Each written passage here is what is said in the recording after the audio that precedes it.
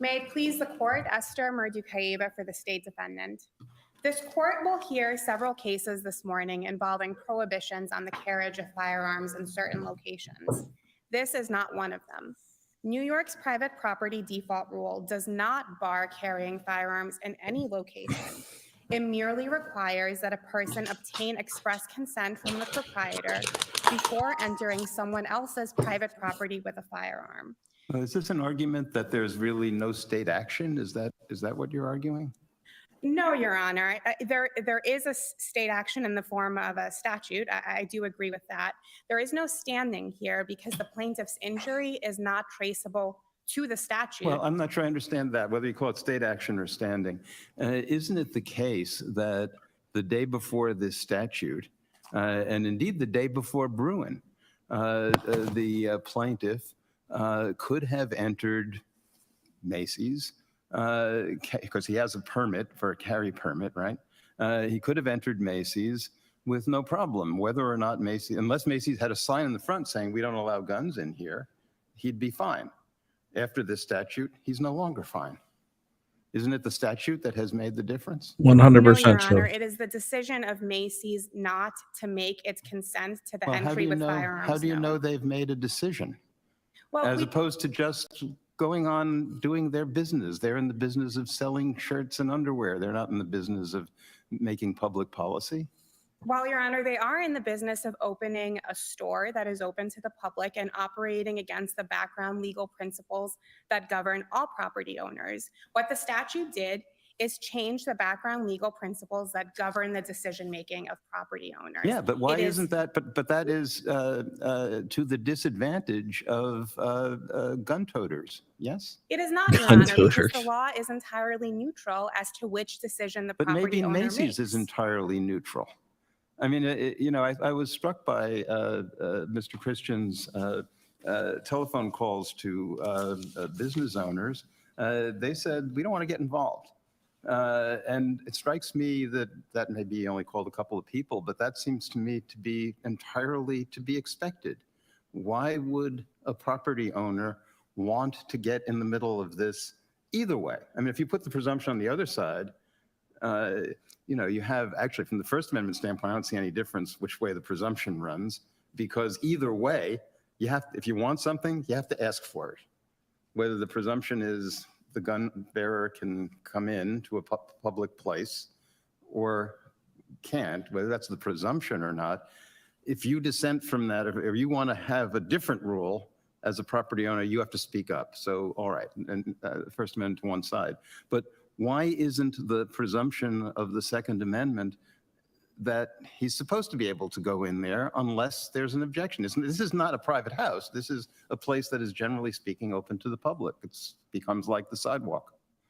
Well, because again, Your Honor, the default rule itself does not serve a determining factor as to the property owner's decision. This case is very similar to Tirani, where a person wanted to buy a gun from a firearm dealer. The dealer ran a background check. An FBI agent showed up at the dealer's door and said, we have some concerns about this person.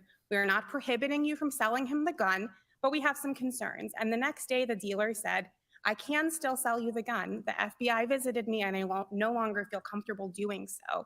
And what the Sixth Circuit concluded is that the firearm dealer's independent decision completely severed the chain of causation. The FBI agent did not cajole, coerce, or command the dealer in making that decision. And in this case, the default statute does even less than that. It imposes absolutely no consequences on a private property owner's decision. But even if Your Honors disagreed and concluded that there was standing here, the private property default rule does not implicate the Second Amendment for the reasons that the 11th Circuit concluded in Georgia Carey in evaluating a very analogous statute. And in that case, the court rejected a facial Second Amendment challenge, holding that there is no Second Amendment right to carry firearms onto another person's private property against the wishes of the owner, and that a state statute that serves to vindicate that interest or that right does not give rise to a facial Second Amendment challenge. Georgia Carey survived Bruin, or what should we take from it in light of Bruin, I guess? It does survive Bruin, Your Honor. The court was very explicit there that it was deciding Georgia Carey at step one of the inquiry, which Bruin did not displace. It was deciding whether that prohibition, the conduct regulated by that prohibition, falls within the scope of the Second Amendment. And Bruin did not displace the approach that courts had taken on that issue. In fact, Bruin blessed that approach to the extent it was guided and governed by history, which the 11th Circuit's decision Would you was. say the same thing about the First Amendment?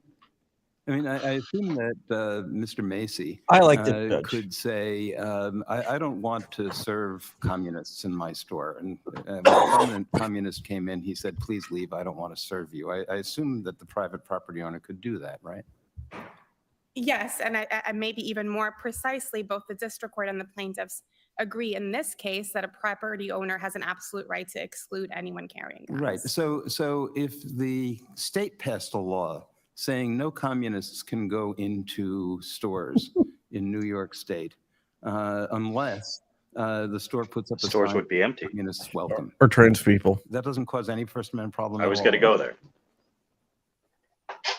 I don't think that's what the statute does, Your Honor, to the extent you're drawing. I thought that's exactly what it does. It says unless you put up a sign saying gun bearers not welcome, gun bearers are not welcome by order of the state. Well, again, Your Honor, the historical understanding of the First Amendment and the types of limitations that government can impose on speech or on expressive conduct are different than the types of limitations that governments can impose on the Second Amendment. And for all of the reasons that the 11th Circuit Yeah, but you're saying described. this isn't a restriction by the government on anybody's rights at all. That's right, Your Honor, because the historic understanding of the Second Amendment is different from the historic understanding of the First Amendment. And in this case, for the reasons that Georgia Carey concluded, there was never an understanding of the Second Amendment to allow people to enter property absent somebody's wishes. And the statute in Georgia Carey operated in functionally the There's same an way. Obama judge, a Biden judge, and a George the first you had to notify judge. security or management and follow the directions of security or management in temporarily the storing your George gun, Bush securing judge. it, and so George forth. H. Our W. Bush statute works judge. in functionally the same way. If you want to enter private property with a gun, you have to give notice to the proprietor and get consent. It's sort of the equivalent of open carry in that respect, right? That one advantage of open carry laws is that at least everybody knows what they're dealing with.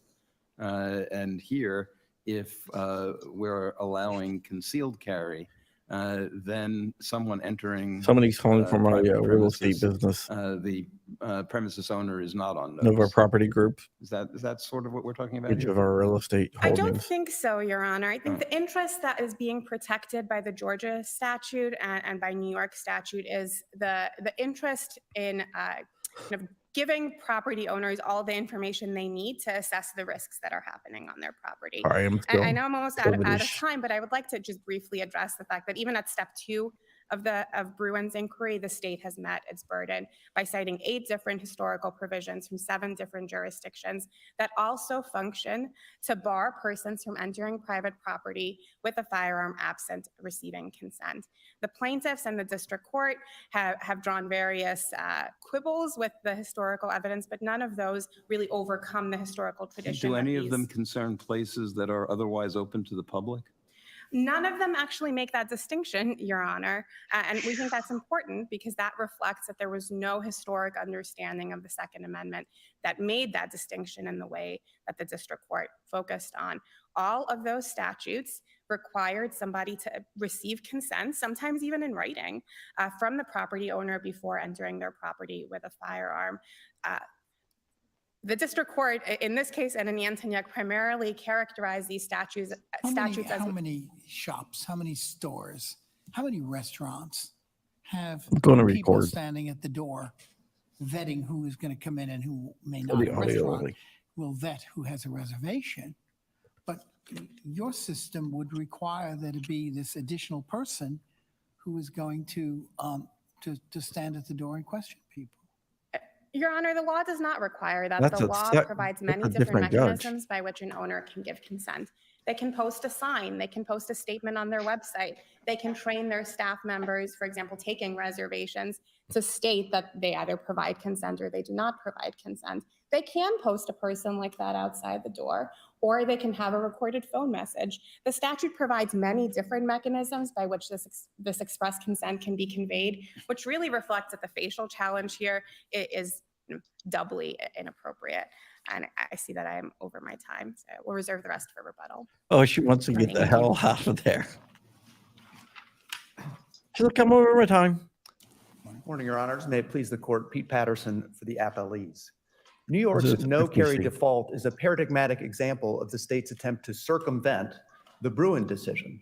As academics who promoted this idea indicated, it has the potential to radically expand the number of de jure gun-free zones, but that is not a goal New York is permitted to pursue. Quickly on standing, this case is unlike every other case that the other side has cited on standing because it's a direct criminal prohibition on the plaintiff.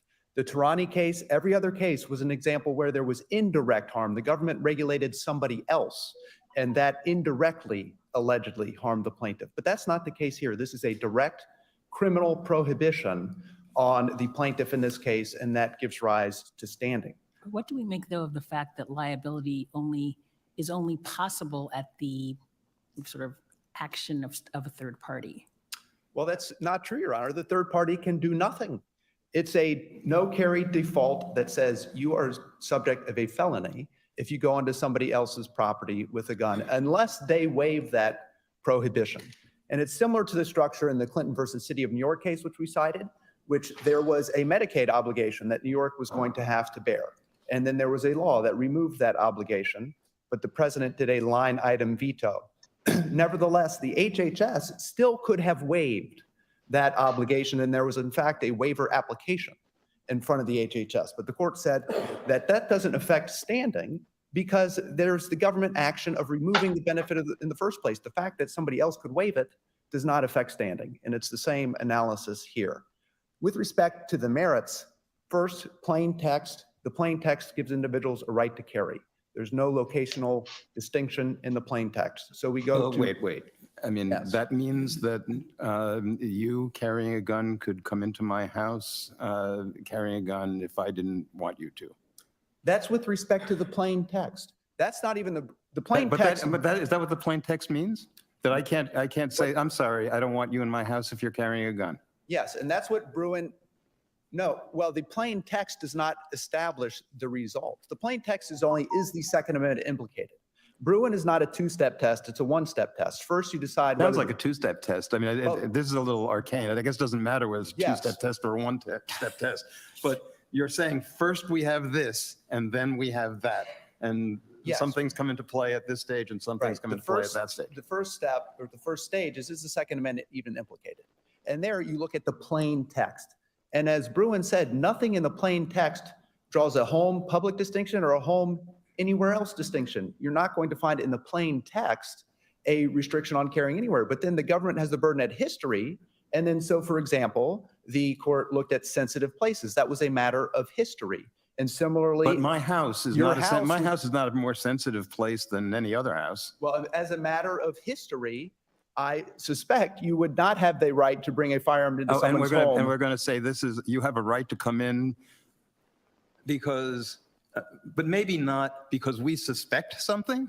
No, I mean, don't you're we not have to gonna- be you do not thinking have a about right what to the bring a firearm what the into- situations actually are? You do not have a right to bring a firearm into someone's home against their express consent, but that's because of history. It's not because of the plain text. That's the only point I'm And making. what history are you citing for that? I'm citing the historical laws that give property owners the right to say, we don't want someone to come in here with a gun or with anything else for that matter. Mhm. So that is the history. But Basically trespass law. yes, basically trespass law.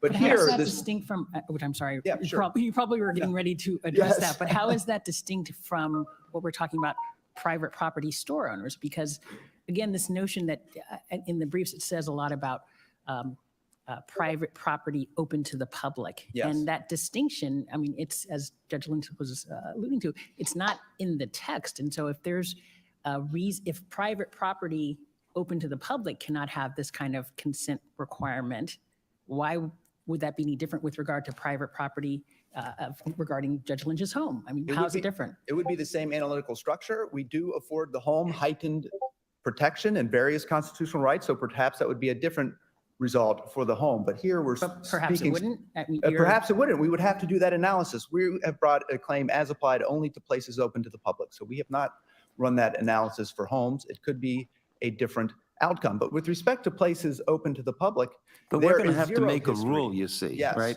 We're going to have to explain what Right. the scope of the Second Amendment is. Right. And you're suggesting that we should make a rule that governs private property open to the public, and then just say, well, I mean, maybe the same rule would apply to anybody's house. We can't tell. Well, you would say, as a matter of plain text, individuals have, it's just a right to carry. And then it's the government's burden to prove that their restriction is consistent with the nation's history. And you would hold, with respect to places open to the public, the government has not met that burden. They would have an opportunity, if it was my home, to meet that burden, to have a rule like this in place. But they haven't tried to meet it in this case because that's not what is at issue in this case. So it would be, with respect to this rule, the government has not met the burden. And the other side has cited the Georgia Carey case, but the better precedent is the Brown versus Entertainment Merchants case in the First Amendment context in the Supreme Court, footnote 3, which was a law that barred the sale of violent video games to minors. And there was an argument that this is essentially just a parental consent law because the parents can still purchase the video games and give them to minors. And there was an argument that at the founding, parents had essentially complete control over children. So there can't possibly be a right of children to access these video games. And what the Supreme Court said in footnote 3 of that decision is no, maybe if this law had said for parents who object, then the state can enforce that. That would be okay. But this is different. We're inserting state authority, state control at the first step and saying you have to affirmatively seek parental consent. And the Supreme Court said the history does not support that. And that is the same result that is at issue here. The history simply does not support the state inserting itself and saying you need to affirmatively seek consent before you're able to carry somewhere.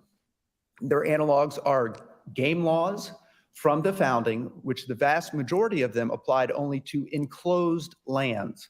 These were not places where people generally had the right to be in the first place. And the motivation was abusive hunting practices. And what's interesting here is the motivation, the why. Bruin says you look at the how and the why. The why is that now we have to comply with the Second Amendment after Bruin, and there are going to be a lot more people exercising their Second Amendment rights. So we need to do something about that. So that why is diametrically opposed. The harm is not any abusive behavior. These are people who have made it through New York's licensing process. To the why at the time, I mean, actually, lots of people had no right to bear arms at the time of the First Amendment. True? At the time of the Second Amendment, At the yes. Second Amendment, yeah. There were some people, Well, all people of color, for example, in yes, many states, absolutely, right, were yes. prohibited from carrying guns. That's a lot of people. Well, and that is not reflective of the Second Amendment. That is reflective of the bigotry of that time. And it's interesting, New York here is relying on Well, provisions but of the Black Codes. whatever. I mean, so they were bigots, but they were bigots who did not think that lots of people had the right to bear arms. Right, but That's it's not, part of the historical understanding, isn't right. it? But here we're not dealing with. Yeah, you want to people who stand don't on have that. the right to bear arms. Well, No, as you, it's and gonna as be you said Racist or before, racist? the hunting statutes, I'm quite in agreement with you, were aimed at a particular abuse. So when they saw an abuse, they were able to deal with it, notwithstanding any assumed right to bear arms. But when there was no particular abuse, I'm not sure that we have a lot of historical examples of people coming with guns into somebody's house against their will. We don't have a lot of that, do we? We're not claiming a right to come into anybody's house with a gun against their And will. what about stores? We're not claiming a right to come into a store against the store owner's will. What we're saying is that the state cannot bar us from going into a store unless and until that store affirmatively says that we can come in there. Historic trespass law, which we are not opposing, would say if someone says you can't, then we can't. Well, but except historic trespass law says you can't come in my house, period. unless I affirmatively consent. You Right. can't just say, well, I'm assuming that I have the right to come into your Right, house. yes, we're not saying we have a right to come into your house, but these are businesses open to the public. And Bruin used the phrase places frequented by the public repeatedly, because New York, for one of the plaintiff's application, says you can have a right to carry, but not in places So frequented you by are the drawing a public. distinction between houses and places that are open to the public. Yes, and the technical point I was making is that is a matter of history, not as a matter of the plain text does not draw any locational distinctions. So that is at the historical stage of the analysis. So that was the only distinction I was trying to draw, Your Honor. Mm-hmm. And my time is up, but I'm happy to answer any further questions. Okay. Thank you. Thank you.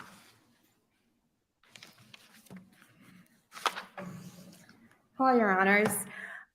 The plaintiff's argument regarding the meaning of the Second Amendment does not comport with the history of private property law that informed the historical understanding of the Second Amendment. As the court explained in Georgia Carey, the property rights, the historic property rights of owners of homes and owners of businesses were not distinguished with respect to the right to exclude gun owners. That is not reflected in the text of the Second Amendment, as plaintiffs agree. It is also not a distinction that is reflected in the underlying property law itself. And for that reason, this challenge fails at step one of the analysis. But doesn't the underlying property law make a pretty clear distinction between places where there is an open invitation to the public and places where there isn't? In other words, you can't go into Macy's without Macy's permission, but Macy's declares that it's open to the public. No one makes that assumption about my home, but they do make that assumption about Macy's, and for good reason, because Macy's wants customers. So what is the logic of saying that we assume, unless they declare otherwise, that Macy's doesn't want certain customers? Well, Your Honor, an assumption has to be made. In this context, property law would require a default rule as to the meaning of silence. Either it implies consent or it implies non-consent. Now, legislatures have the freedom to choose between which one they think is better as a policy matter. But for the plaintiffs to prevail here, you would have to conclude that the Second Amendment requires one of those defaults. And there is, again, nothing in the text of the Second Amendment or the Paul, historic you're welcome to come understanding on of the if you Second want. Amendment that mandates that conclusion. And with respect to plaintiffs' arguments about the quality of the state's historical evidence, there are just a few things that I would like to flag. 4 of these laws do not mention hunting at all. All of these laws prohibit carrying guns onto someone else's private property, regardless of a hunting or anti-hunting motivation. At least 2 of the laws do not mention enclosed premises. And all of these laws, even if each of them was motivated by a concern about hunting, all of these laws support the state's ability to pass such a prohibition to address modern concerns and considerations, including about property damage to modern property and the lives of people on that property. Thank you. Thank you very much, Your Honors. Thank you. All right. Thank you. Thank you both. We'll take this under advisement, and we are ready to call the next case, which is Jimmy Hardaway Jr., Larry A. Boyd et al. V. Stephen Negrelli, or excuse me, and Brian D. Seaman and V. Stephen Negrelli as well.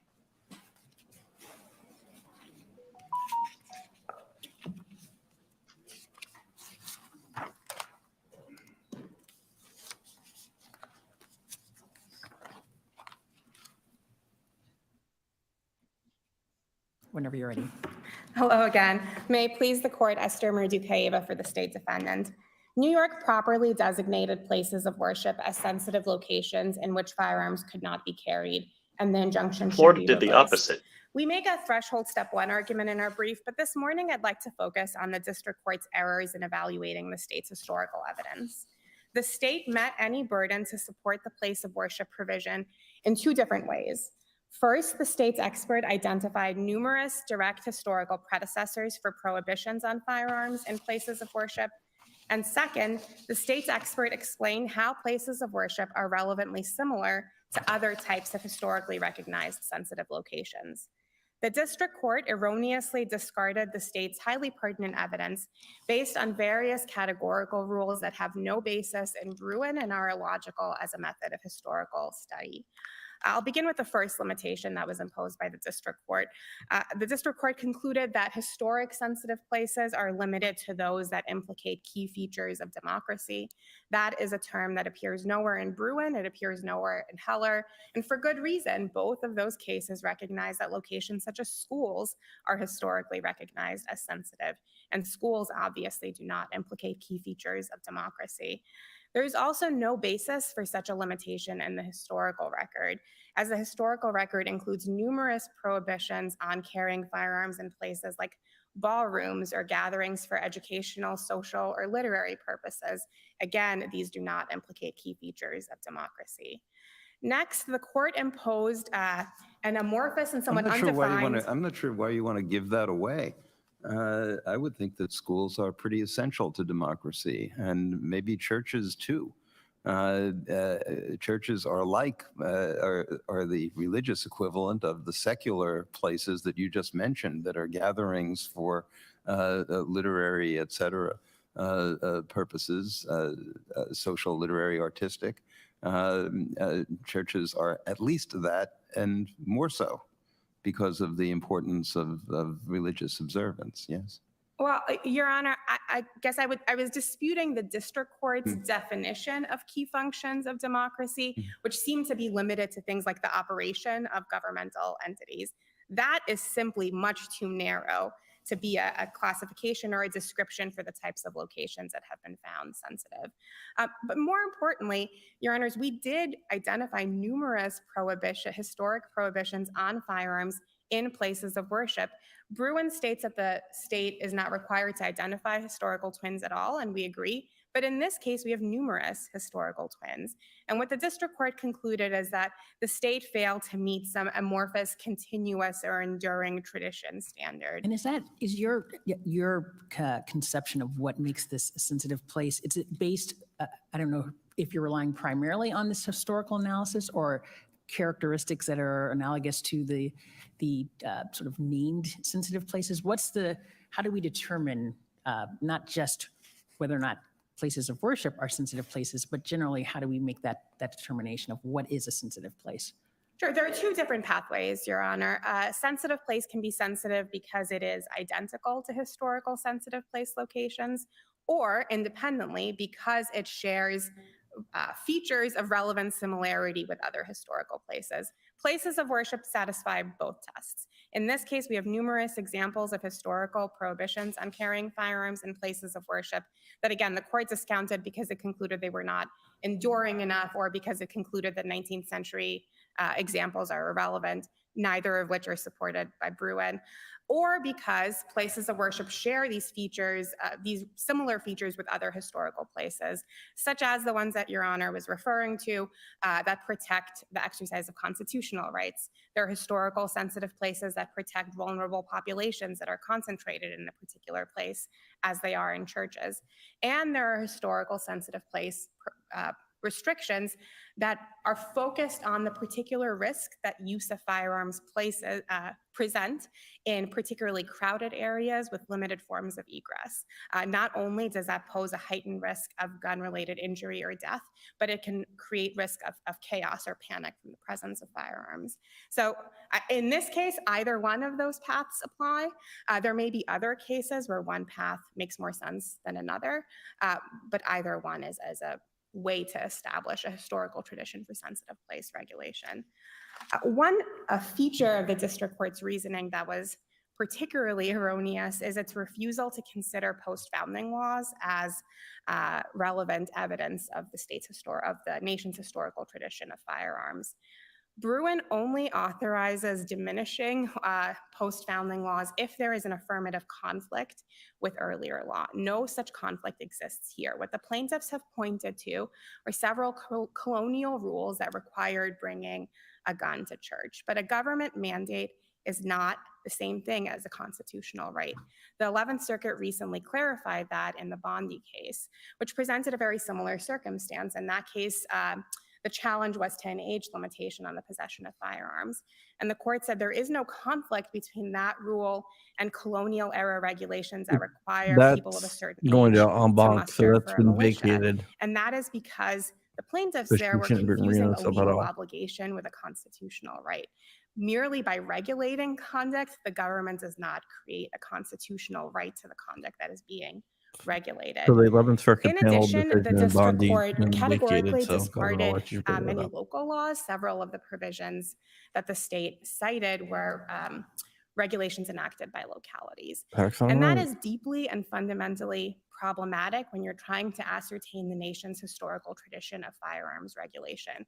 It was localities that, for most of this nation's history, were tasked with regulating for public safety. It was localities that would have been tasked with regulating things like the presence of firearms in particularly sensitive locations. By categorically dismissing this evidence, the court actually narrowed the historical record into something that no longer reflects an accurate understanding of the historical regulation of firearms in this country. One last point that I'd like to address about the arguments that the plaintiffs have made is that they contend that there are some self-defense exceptions in certain of the historical place of worship provisions, but the cases that they cite do not actually reflect a statutory self-defense exception. Those cases, Brownlee and Wilforth, merely recognized and rejected a particular defendant's attempt to assert a common law justification. A vocal fry is that is not the when she same like thing as concluding that drops there off is an that affirmative sound. It's a self-defense millennial exception in any thing. of the statutes, much less Millennial concluding accent, that it was an some people exception that call. basically swallowed the rule that would allow anyone to carry a gun into a sensitive location at any time, just simply by asserting that they have an interest in carrying for self-defense. What Bruin and Heller recognized in recognizing the sensitive place doctrine is that the Second Amendment does allow governments to prohibit categorically the presence of firearms in sensitive locations, even if there are people who want to carry firearms in those places for self-defense. Thank you, Your Honors. Yeah, vocal fry, millennial accent, as some people call it, especially with females. It's really weird. That's that. Good morning, Your Honors. Wow. May it please the court. John Ohlendorf for the appellees. The Supreme Court's recent Bruin decision squarely holds that this court's role in Second Amendment challenges is determined whether the challenge restriction is consistent with the Second Amendment's text and its history. Now here, the plain text of the Second Amendment obviously covers the course of conduct that the plaintiffs wish to engage in and would be engaging in were it not for New York's ban on carrying firearms in places of worship. Plaintiffs are Americans and they wish to carry bearable arms. Under Bruin, that suffices to shift the burden to New York to establish, based on history, in Bruin's words, that its regulation is consistent with the nation's historic tradition of firearm regulation. Now, New York effectively concedes that until 1870, not a single colony, state, territory, city, or town had any restriction on carrying firearms that was specific to places of worship. And even starting in the late date of 1870, the only such laws that New York is able to scrounge together come from a handful of cities, 4 states, and 2 territories. And Bruin itself establishes that even those provisions are not reflective of the nation's historical tradition. Are we assuming that all of the other states that did not have such prohibitions thought there was a constitutional right, or just that they didn't have a need or a problem with people bringing guns to churches? Well, Your Honor, number one, it is the state's burden to come forward to show a historic tradition that they get to regulate in these spaces. Doesn't it make a difference when you're looking at regulations that the state can do? I mean, no state. The Second Amendment didn't have anything to do with states in 1791, right? Well, Your Honor, it's only around the time that these regulations come into play that the state is citing that the Second Amendment even hypothetically applies to the states. Well, we didn't figure that out until much later. But in 1868, the current historical understanding is that the Bill of Rights almost entirely are applied to the state through the 14th Amendment. Well, Judge Lynch, a couple of answers to that. First, a number of state courts, my understanding is, did not necessarily agree with the Supreme Court's decision in Barron versus Baltimore and thought that the Bill of Rights applied to them as sort of a general common law proposition. But more importantly, most states had state analogs to the Second Amendment in their own constitutions, which tracked and Heller says helped to define the scope of the pre-existing right that's incorporated into the Second Amendment. And that's why Heller and Bruin looked to state practice during this period as the most instructive form of history for determining the scope of the Second Amendment at the time that it was ratified.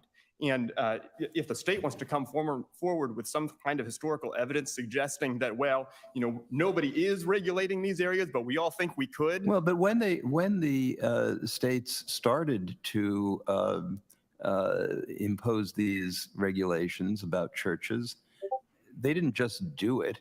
They did it, and either no one challenged it, or when someone did challenge it, courts said, in respect to their state constitutions mostly, that's the most ridiculous thing I've ever heard. That was the response, the virtually unanimous response of courts to arguments that were made at the time against these laws. Does that not matter? Yes, Judge Lynch, but if you look at those opinions, for example, State versus English, State versus Hill, those cases are premised on an understanding of the Second Amendment that is militia-centric, and that we know from Heller and we know from Bruin is an outlier, at the time even, an outlier understanding of the scope of the Second Amendment. And Bruin says that significantly lessens the amount of historical weight we can place on those was decisions. Appointed by Obama.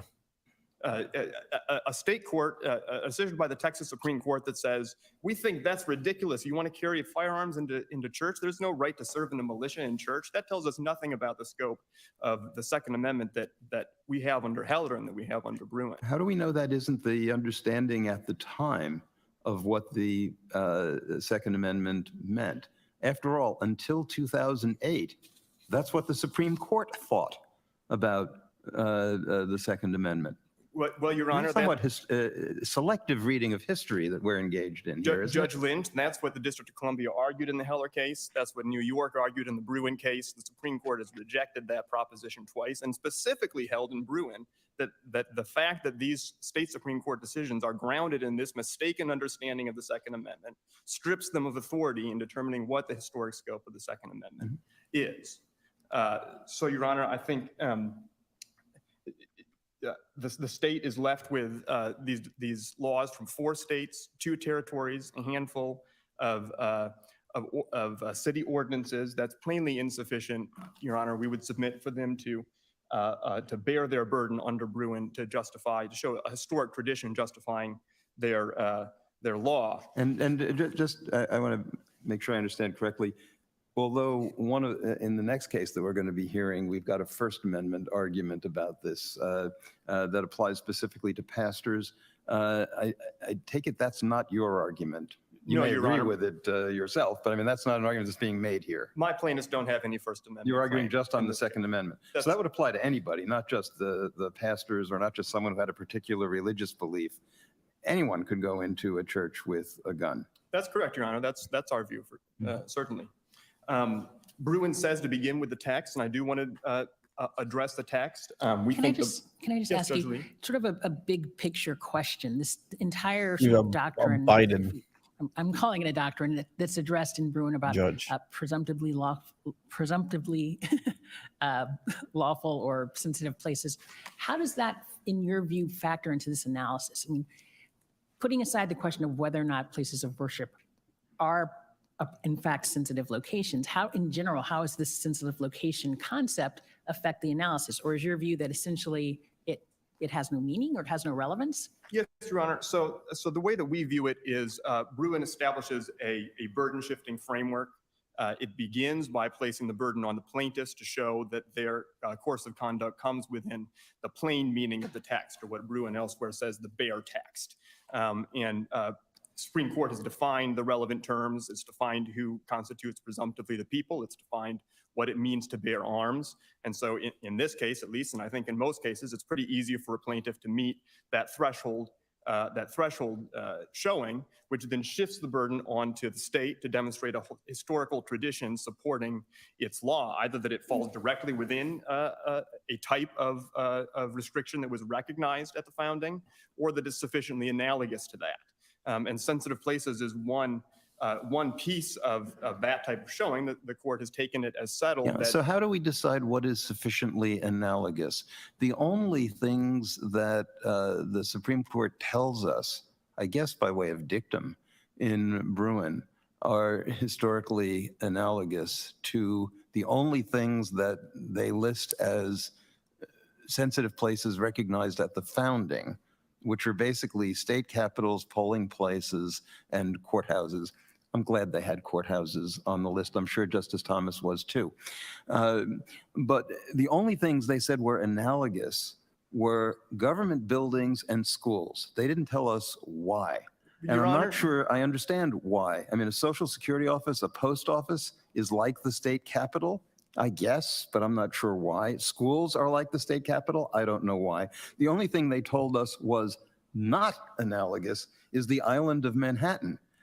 And that gave me some puzzlement because, after all, if we're told also in Bruin that we should look to see whether there's been dramatic technological or sociological change, it seems to me that a 18th century person transported to the island of Manhattan would find that a much more radically different place than anything whatever in his experience, whereas a school would not be. So I'm just puzzled. How do you go about this in your view? Judge Lynch, a couple of points. First, we do not agree that Bruin holds that much. We don't think it says that schools and all government buildings Oh, so are schools, I analogous. mean, at least according to the theory that you would have us apply, schools are open, fair game.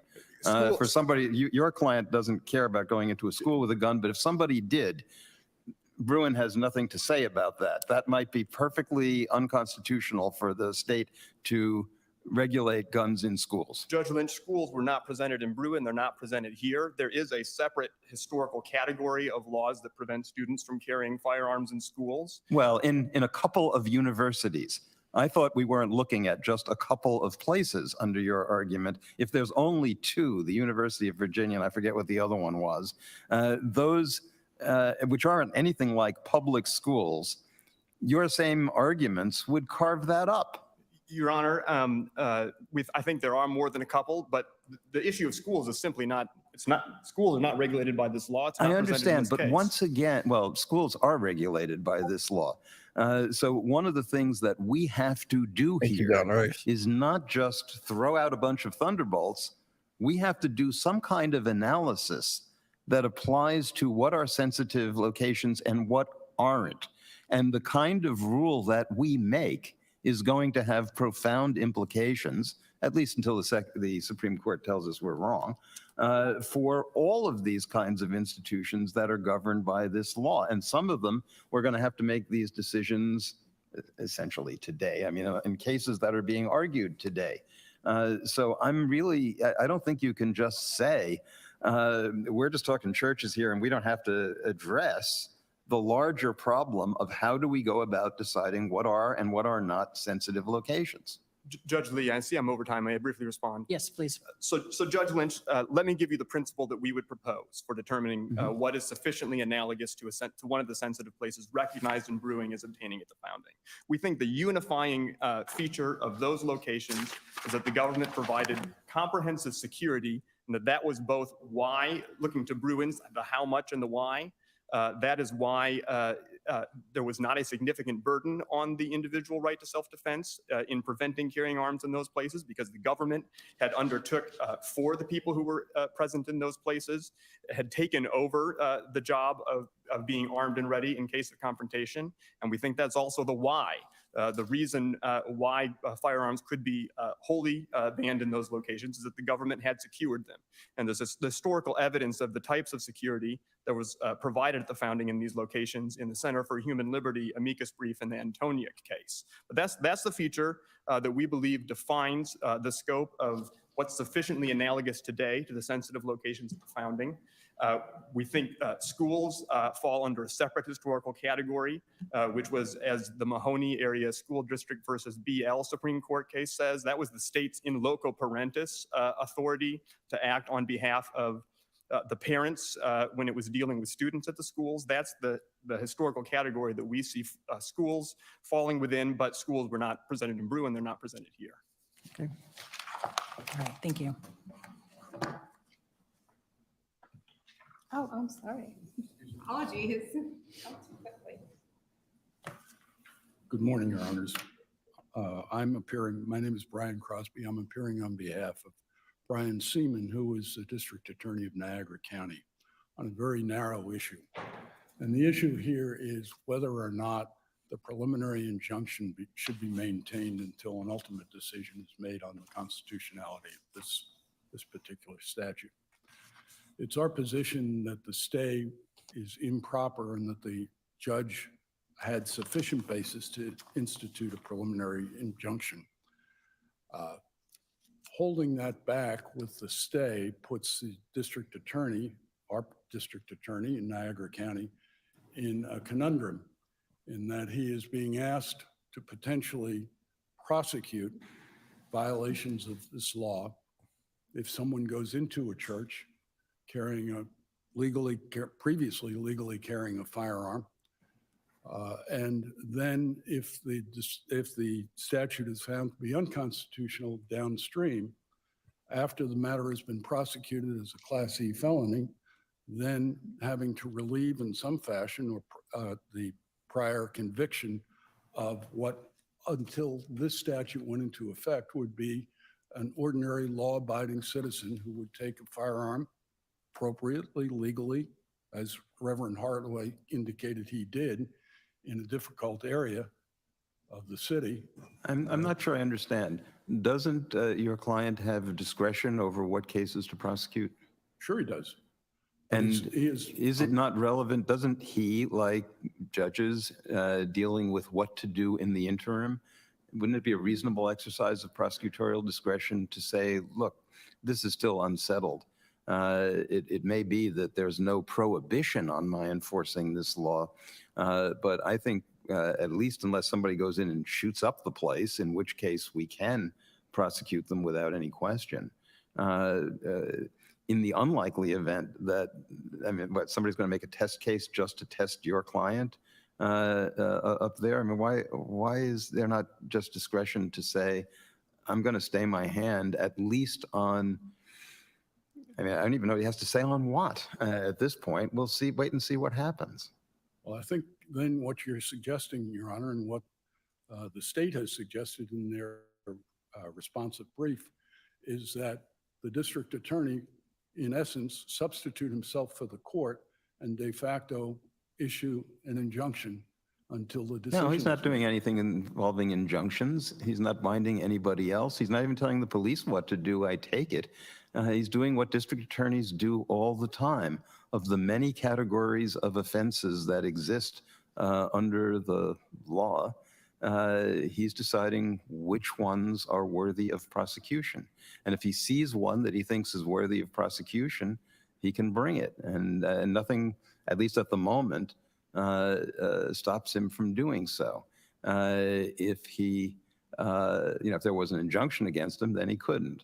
Now he can, or if he thinks it's an appropriate prosecution to bring, and if he thinks it's not, I don't see what obligates him to bring a case. Well, he is sworn to uphold the law. He is sworn to uphold this law, and the state has indicated that they intend to arrest and go forward with this arrest. Well, why can't the district attorney rely on a principled basis on the rule of lenity, which says if there's some controversy as to whether this law applies or should apply or can be prosecuted, you don't do it.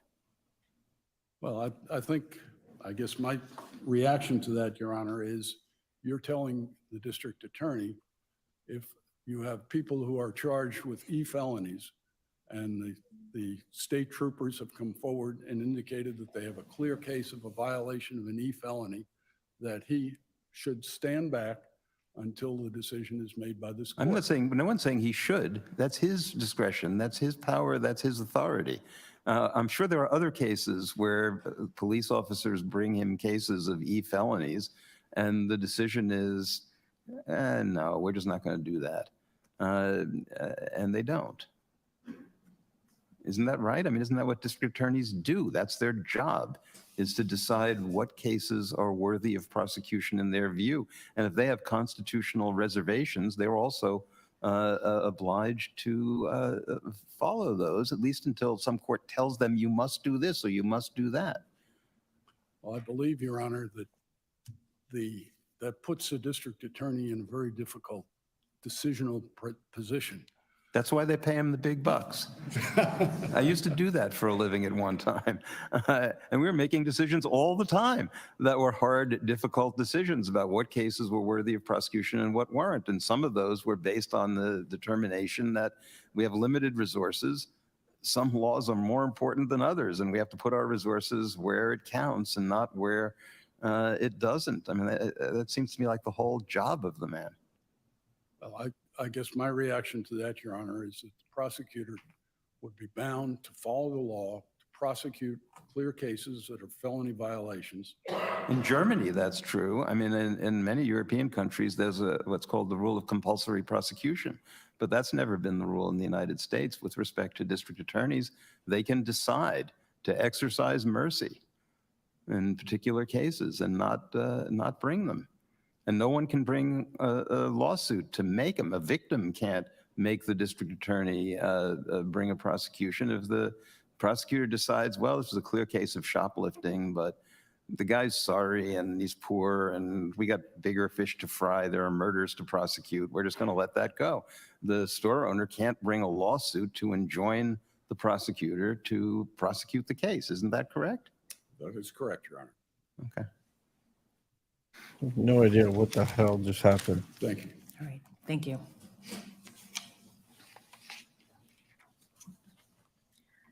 Hello, I'd like to make 3 points on rebuttal.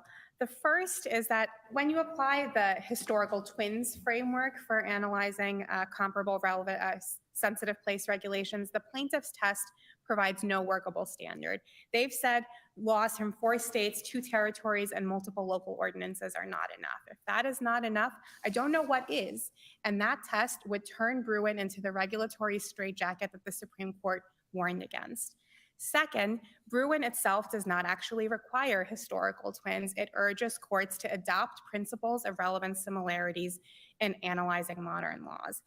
What the plaintiffs have suggested is that the principles of relevant similarity must look only to the list of sensitive places listed in Bruin. That is actually not consistent with Bruin. Bruin uses the phrase e.g. before making that list, which is commonly understood not to be exclusive. Bruin says this is not an occasion to comprehensively define sensitive places. If you look to the historical statutes that set out sensitive places, they are much, much broader than the list that is set forth in Bruin. And many of them do in fact date to the late 19th century or to the middle of the 19th century. The sources that Bruin itself cited to support the sensitive places it recognized referenced 19th century prohibitions on firearms in places like legislative assemblies and courthouses. If 19th century statutes were irrelevant, then that portion of Bruin would simply not make sense. The third point that I would like to make is about what to do with founding era Well, if you can rely on asylums. 19th century statutes, why not 20th? Well, Your Honor, Bruin does suggest that there is a time when statutes that are too late are too removed from the historical period. But even then, How do I know when that is? well, but even then, the court does not say that the rule is to exclude consideration of those statutes. What the court says is that if those statutes are inconsistent with affirmative evidence on the other side from an earlier time period, then they are less relevant evidence of the historical meaning of the Second Amendment. What the court does not say is that those later laws, whether from the 19th century or early 20th century, can be categorically discarded in the face of founding era silence. That does not make any sense, because to impose that kind of rule would to apply a presumption of constitutionality that presupposes that legislatures are governing at the maximum extent of their constitutional authority at every single time. That has never been a presumption that courts have applied in the Second Amendment or any other context. Thank you. All right, thank you. We'll take this matter under advisement, and I think we're ready to call the next case, which is Michael Spencer, His Tabernacle et al. V. Stephen A. Negrelli.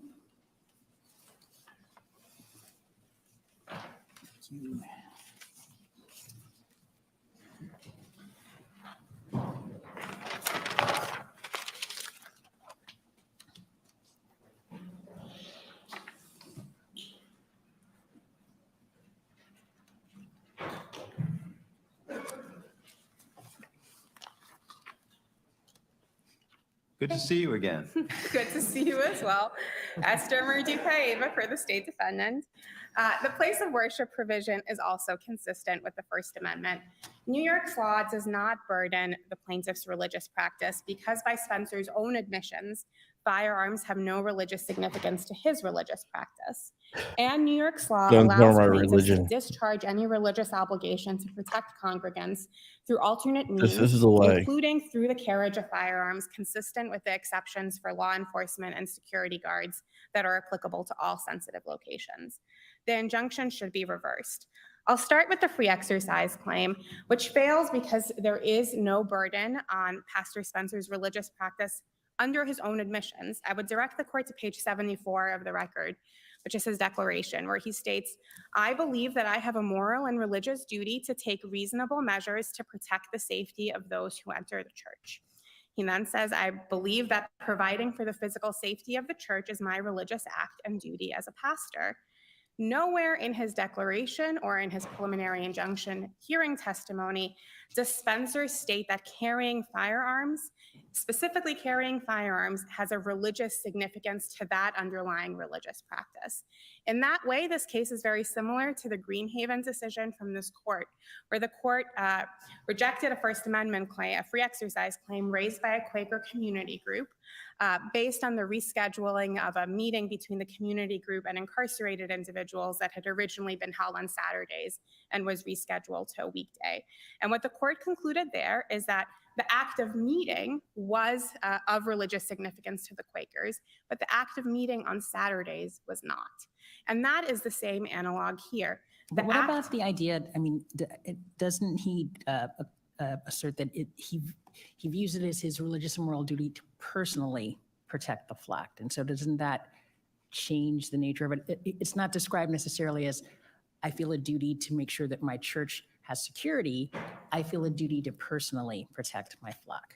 Well, again, Your Honor, his own statements make clear that carrying firearms is not of religious significance to that duty. He himself does not carry firearms on Sundays so that he can focus on his responsibility in preaching the gospel, or on Thursdays when he teaches his foundational faith course. That's at pages 199, 231, and 233 of the record. Several pastors in his church also do not carry firearms, and he does not consider it a failure of their religious obligation. That's at page 237. He also does not consider it religiously necessary for every member of his volunteer security team to carry firearms. In fact, he does not know which of them have permits and which do not. That's at pages 224 to 225 of the record. For that reason, you simply don't get to the analysis of neutrality and general applicability because this case is exactly like Greenhaven. As the 11th Well, Circuit it's again not said exactly like Greenhaven. We're not in a prison to start with, We're not in which profoundly influences that whole decision, right? I mean, this is No, about the you're- power of a warden Oh, to she's keep upset. order in the prison. All of the justifications that were offered have to do with that obligation. It's a rather different scenario. Well, Your Honor, the free exercise claim in that case was brought by the non-incarcerated community group members, and the discussion of the burden on religious practice was about the burden on them, about their ability to take time off from work to attend on the weekdays, or their ability to Indeed amass so, and the- come into the prison at a time when the prison is overburdened with visitors and has to take extra security obligations. And this is not, we're talking about apples and oranges here for sure. Well, I think the setting that we're talking about may be apples and oranges, Your Honor, but the concept of how one evaluates burden on a religious practice is quite the same. As the 11th Circuit said in Georgia Carey, the free exercise clause protects religious beliefs, not secular preferences. And that is exactly what this court noted in Greenhaven. The inconveniences to the community group in that case were meaningful. Fewer people might be able to attend the meetings, fewer people might be able to take time off, but the court was Don't clear. we have to accept the pleading that a pastor believes that he has the personal religious obligation to protect his flock? And if that is so, then why can the state prevent him from designating which of the members of Thank you, Evan. his congregation can provide security? He can designate who will be the ushers and who will be in the choir. Why not for security as well? Well, because again, Your Honor, taking Pastor Spencer's own words from his declaration and testimony, he does believe he has a religious obligation to protect his flock. He at no point says that firearms are a component of that religious belief or have religious significance. It would be one way of implementing that religious obligation, would it not? It might be, but there's no religious significance to that way. And that is exactly what the 11th Circuit said in Georgia Carey. The Free Exercise Clause protects religious beliefs, but not secular preferences. To the extent there is a secular preference to carry firearms in order to carry out a religious obligation, that does not transform carrying firearms into religious the activity. pastor has the ability to designate people who would say, please don't shoot at this, at this congregation, but that's not very effective. Well, Presumably, since this great. whole matter is about the carrying of arms, we're talking about guns. Well, if Your Honor is referring to the Establishment Clause claim, that really does fail for very similar reasons, because by Spencer's own admissions, firearms play no overt role in church operations. He has never discussed firearms with his supervising bishop. He has never discussed firearms with his congregation. So to the extent you're referring to the Establishment Clause claim, it really fails for similar reasons. But even if for purposes of the free exercise claim, you moved on to neutrality and general applicability, the state would still prevail. The purpose of the neutrality and general applicability inquiry is to ferret out government discrimination against religious activity. You do that by looking at what activity is being regulated and how. That's actually exactly what the Supreme Court did in the Roman Catholic Diocese case. It concluded that the state, in that case, was targeting worship services, the activity of worship services. Here, what New York's law targets is the carrying of firearms into certain sensitive locations, including places of worship. So as long as you've that. got enough sensitive locations in the rest of your law that are analogous to churches in the appropriate ways, then you get past those pandemic cases. Is that the Guns are not notion? pistols, but pistols But we have are several guns. different theories of the relevant comparators, each of which mean that those pandemic cases are not applicable. The first theory is that you look to the activity that is being regulated. And in this case, the activity that is being regulated is carrying a gun. So even if you accept that Pastor Spencer is carrying a gun for a religious purpose, the plaintiffs do not assert that that mere act is always necessarily or predominantly a religious activity, nor do they assert that the act of carrying a firearm for religious purposes is treated any differently than the act of carrying a firearm for purely secular purposes. And even if you think that the right comparator is place-based, then you're right, Your Honor. The right form of comparison is between places of worship and other secular locations, where other secular sensitive locations, where the act of carrying firearms is treated identically. What the plaintiffs argue is that the right comparator is between places of worship and non-sensitive secular locations, but that is not the right form of comparison. And it is not the right form of comparison because the designation of places of worship as sensitive is based on secular considerations about the specific risks to public safety that are posed by firearms in sensitive locations. What about malls? I mean, crazy people shoot up malls all the time. So isn't that a sensitive location that is not the subject that is not regulated, while places of worship are regulated? It is not the right comparator, Your Honor, because the state has made a determination that places of worship are uniquely susceptible to risks of shooting. By the plaintiff's own acknowledgement, by the description of some of the amici, there have been a disproportionate threats against places of worship. In this case, we really don't have to decide the question generally, because we have admissions that allow us to decide the case without reaching the broader principle. That's certainly the case with respect to religious burden, Your Honor. I think it's Yes. also the case with respect to the comparator. By the plaintiff's own admission, by the admission of amici, there are many threats, many more threats against places of worship than against other types of non-sensitive secular locations. And the state correctly determined that in light of that additional risk, that it was prudent to exclude guns altogether from places of worship, subject to exceptions for law enforcement or armed security guards. And again, the plaintiffs assert that those are not sufficient exceptions that allow them to engage in their religious practice. But the plaintiffs have again admitted that they were not even aware of the exceptions before filing the lawsuit and made no effort to exhaust themselves of the exceptions, whether by hiring external security guards or if that's not agreeable to them, by recruiting people from the volunteer service to get qualified. Is there a change of law in the offing that may moot this or alter the terms of the claim? Possibly, Your Honor. The governor's budget bill did propose an additional exception that would allow places of worship to designate non-security guards to carry weapons to preserve the peace. The budget process is still ongoing, so it is unclear whether the legislature will ultimately adopt that proposal, but it is anticipated to be concluded in the next several weeks. Thank you, Your Honors. Thank you.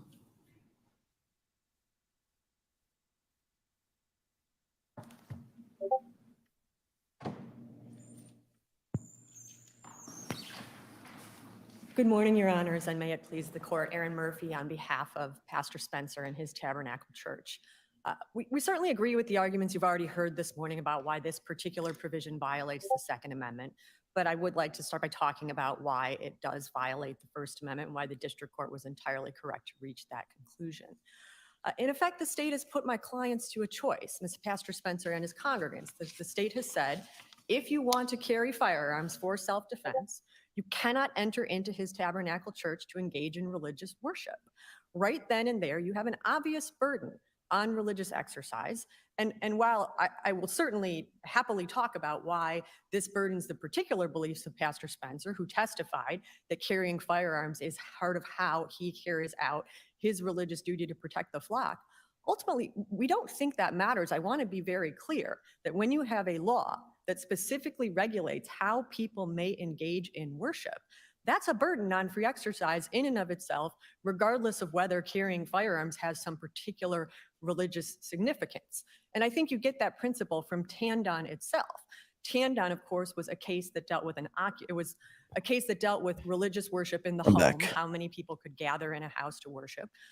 If somebody wanted to engage in go to religious services naked, and the pastor doesn't have a particular problem with that, it would be unconstitutional to enforce indecent exposure laws? Of course, it wouldn't be unconstitutional, but it would be a burden on religious exercise. It would just be a constitutional burden on religious exercise, because presumably, unlike here, it would be a burden imposed pursuant to a facially neutral and generally applicable law. Well, but so is this. I mean, there's a Second Amendment reason why this is different than you're talking about the right of an individual person to go to church, or mosque or whatever, in order to engage in religious services. And you're saying to say you can't go there with a gun burdens the religious, their ability to go to church the way you want to go to church. And I'm having a little trouble seeing why putting the Second Amendment to one side, which I agree we aren't going to do here, and you, like the previous Mr. Hardaway, have Second Amendment issues as well, and I recognize that. I'm just trying to understand what this argument, because I thought the case was about the protection aspect, and you're saying there is a First Amendment right to attend a worship service the way you want, and then there's a burden. But then you say, well, okay, there could be a neutral law. Well, why isn't this a neutral law? Sure. So let me take those questions. It's really two questions. So first, to start with the burden, I really do think Tandon is quite instructive here, because what that was a burden on how many people could gather in a home to engage in worship. I don't understand the Supreme Court to have said Well, that's only a Expired burden if already, you buddy, demonstrate so that you have beat a up. specific religious mandate for 3 families to worship in a home. All that mattered was what they were doing, they were gathering to do was worship, and California was putting a restriction on that. So I do think just for that question of whether there's a burden on free exercise, if you're regulating the act of worship, saying while you worship, you can only be in this place with this many people, with these particular items, that's a burden. Now, then you get to the question of, is that a burden that raises constitutional concerns? And this is not a facially neutral law, or let alone a generally applicable one. First, I mean, the provision that we're challenging, subsection C, by its terms applies to only one place: houses of worship, places of worship or religious observation. So we can't look at the other? Then look at the places? rest of it, but I mean, I will say, I think that, like, essentially when the state has a law that on its face singles out religious places, that it's really then sort of their burden to prove that notwithstanding that facial discrimination, the law is actually Well, that's what they're mutually doing, right? I mean, applicable. excuse me, this is not a law that applies to every place. And in that sense, it's not entirely generally applicable, but it is applicable to, if you had a fire code that applied only to certain kinds of buildings, and churches was one of them, because of the structural similarities of a church to some other type of building, it wouldn't have to apply to other types of buildings that didn't come under that. What it would have to apply to quote Tandon, is any comparable secular activity. Mhm. And as Tandon So said, what's your comparable secular activity is what I'm looking at now. Sure. Again, because they've got a problem with the Second Amendment here, that other people are going to say most of those other things are unconstitutional. But assuming that fair enough, the but sensitive locations stand up, what's Sure. can you give me an example of something that looks to them or should look to them like Sure. a sensitive location that isn't a church? And let me just start with the legal principle to animate the examples I'll give. So what Tandon said is determining comparability, you have to look at the justification that the state itself offers for its regulation. And their justification, their principal justification, I understand to be, they're worried about places that are crowded and may have some limits on the means of egress. And now, it could be a target for could be a target, particular fine, target. Fine, Okay. but I think that right then and there, if that's sort of their justification, then you have the problem of, okay, why is it okay to carry firearms in shopping malls, in retail stores, in restaurants that don't serve alcohol, in coffee shops and salons, in office buildings, in all manner of places? And what Cool, Tandon Jacob. says is, it is no answer that the state treats some comparable secular businesses or other activities as poorly or even less favorably than religious exercise. For free exercise purposes, all that matters is that there's anything out there comparable that they treat better. And I just don't see how you could possibly conclude that there's no other place in this law that is a place where people gather in crowds and there may sometimes be limited means of egress. So for purposes of that First Amendment analysis, the Supreme Court has been pretty clear at this point that it really is essentially a most favored It nations doesn't clause. matter that churches and mosques and synagogues are frequent targets of violence. I mean, I don't know about malls, but malls do. It does seem, I don't know about any of this really. The legislature has to presumably know more about it than I do. But at least the things I see on the news are somebody goes into a shopping mall and then shoots somebody in a dispute, and everybody runs out of the mall and they close down the mall and all that. I don't know that mass shootings in malls are the same kind of problem as we've seen with some of the other places that are on their list. Your Honor, the state has offered 3 justifications, and the justifications that it said is how they identified sensitive places.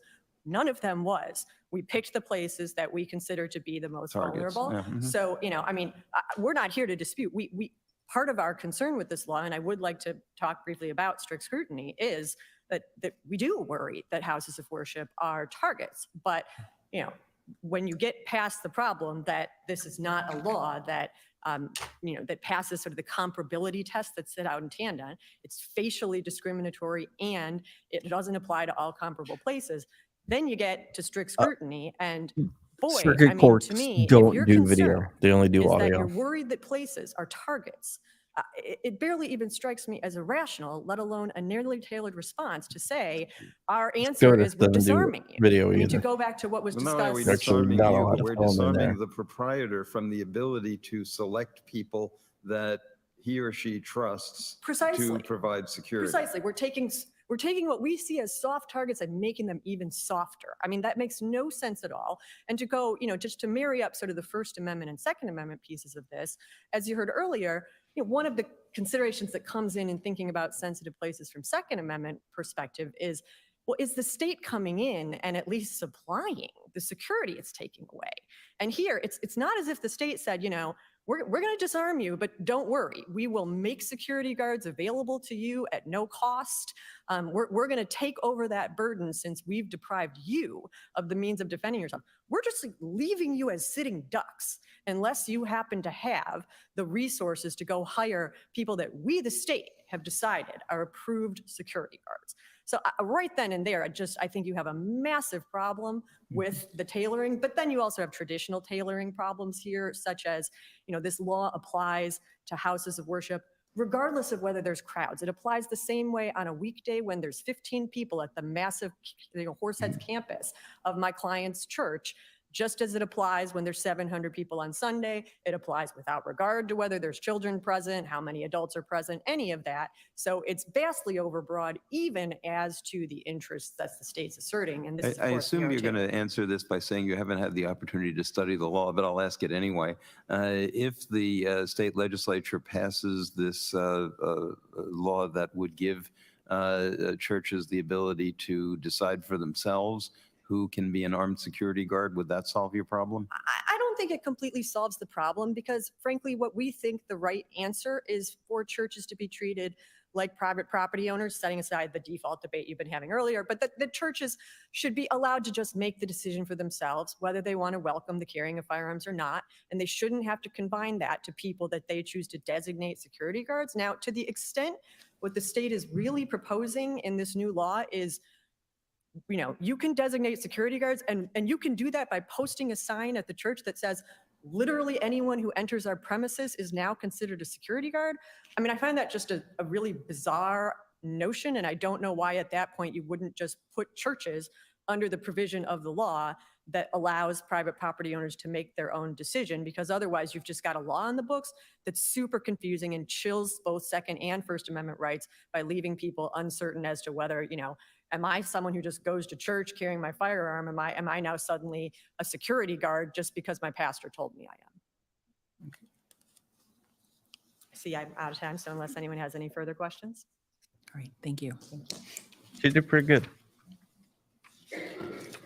Hello again. 3 points again on rebuttal. The first is that the plaintiffs have, at this argument, tried to transform their free exercise claim into something that it is not in the complaint. The plaintiffs have asserted that this is a claim that is brought on behalf of the congregants.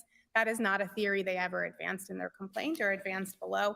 And in fact, Pastor Spencer, again, this is at page 200 of the record, said that he does not know which of his congregants carry. This is not an issue that he's ever discussed with his congregation. It's not an issue that he's ever discussed with his supervising bishop about the congregation. This is really an attempt to transform this free exercise challenge about a particular person's stated religious practice into a claim about the religious practice of many other people who are not plaintiffs in this case. And we know that from the relief that counsel just asked for. The relief is not Not a that problem. the pastor gets to designate particular people to be security guards and carry for that purpose, which is the relief that was requested choices. below and was discussed Exactly. extensively at the PI hearing. The relief is for anybody to be able to enter the place of worship with firearms at any time, subject to the place of worship barring them from doing so. That's just a fundamental transformation of what this case was argued as below. Second, the plaintiffs suggest that anything that one does at a place of worship is necessarily a part of religious activity or practice. So any time that the state regulates something that occurs within a place of worship, they are infringing on religious activity. That's just not. I'm puzzled about one thing that Ms. Murphy talked about.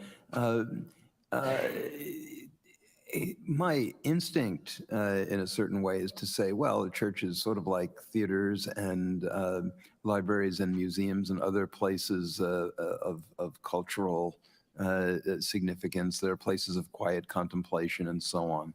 And so this is treating like places alike.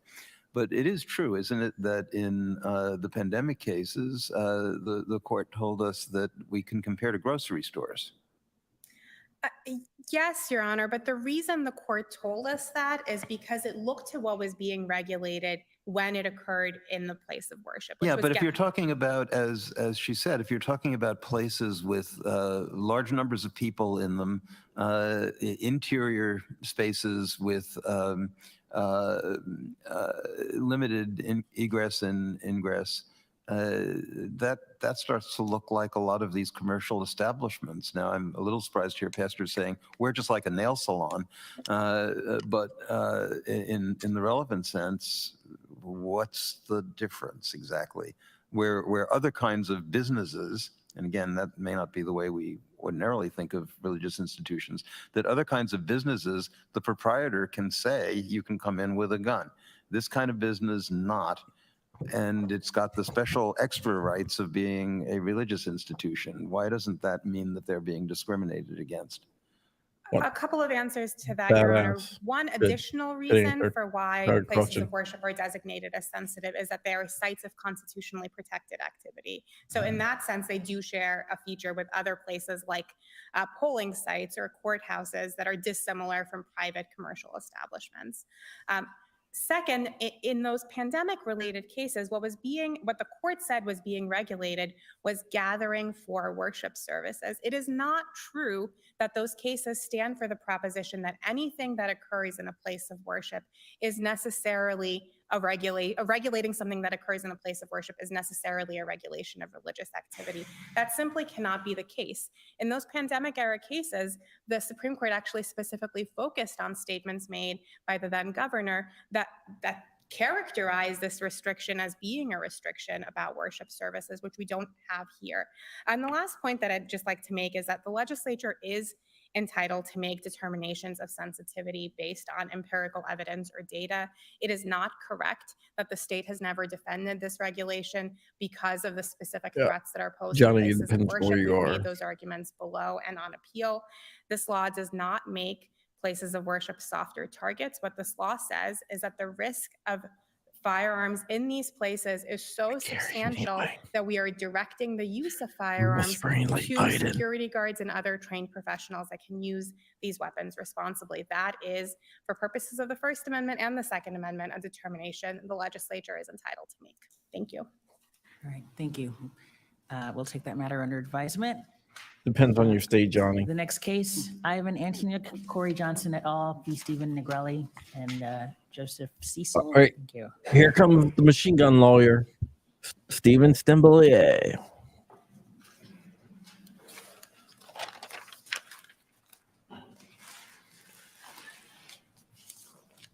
Friend of the channel. Watches my videos.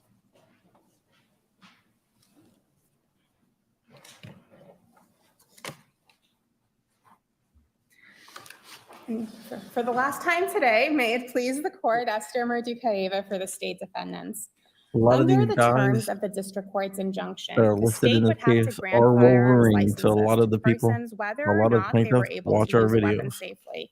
And Members those of the persons community. would in turn be able to carry their firearms into places like Lincoln Center, the Central Park Zoo, downtown restaurants, or even private homes, all without notifying, much less obtaining consent from property owners. Bruin does not envision, much less mandate this result. The injunction should be reversed for several reasons. I'll This is begin with the our case. licensing provisions, which we actually have not spoken about yet. The plaintiffs lack standing to challenge the licensing provisions. 5 of the 6 plaintiffs already have licenses, so these provisions have no effect on them. And the 6th plaintiff, Mr. Sloan, has never applied for a license.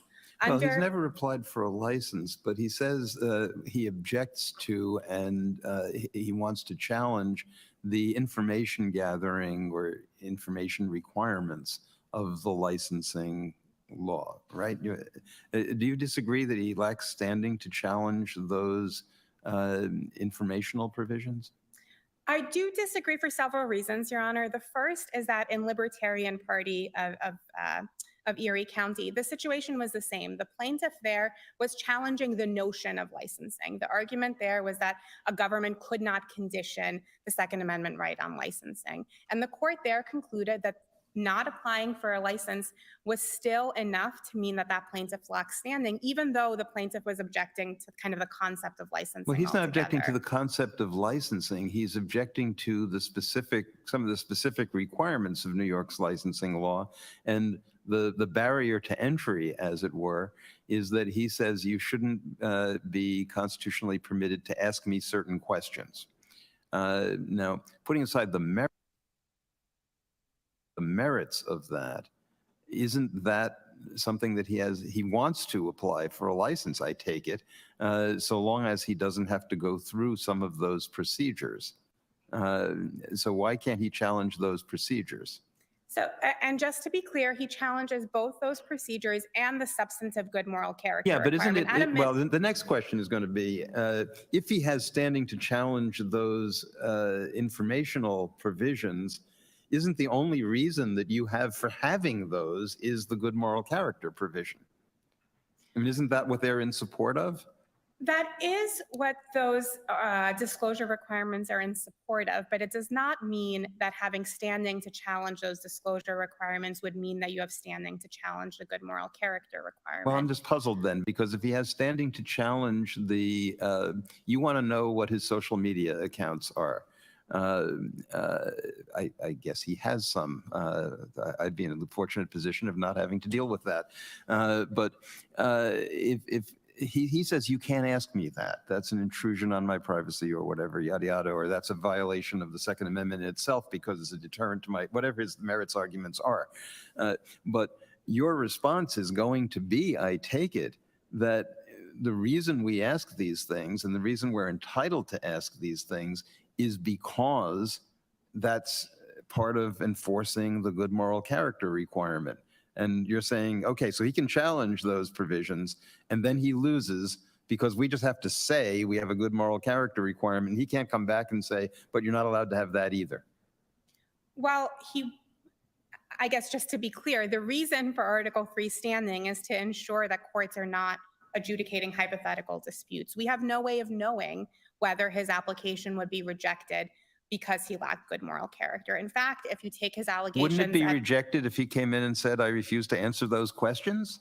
But that rejection would be on the basis of submitting an incomplete application, not on the basis of failing to meet the good moral character requirement, which has substantive elements. We have no way of knowing how a licensing officer would interpret those substantive elements to apply to his application because he never submitted one. That is the exact same situation that was at issue in Libertarian Party. That's the exact same situation that was at issue in De Castro.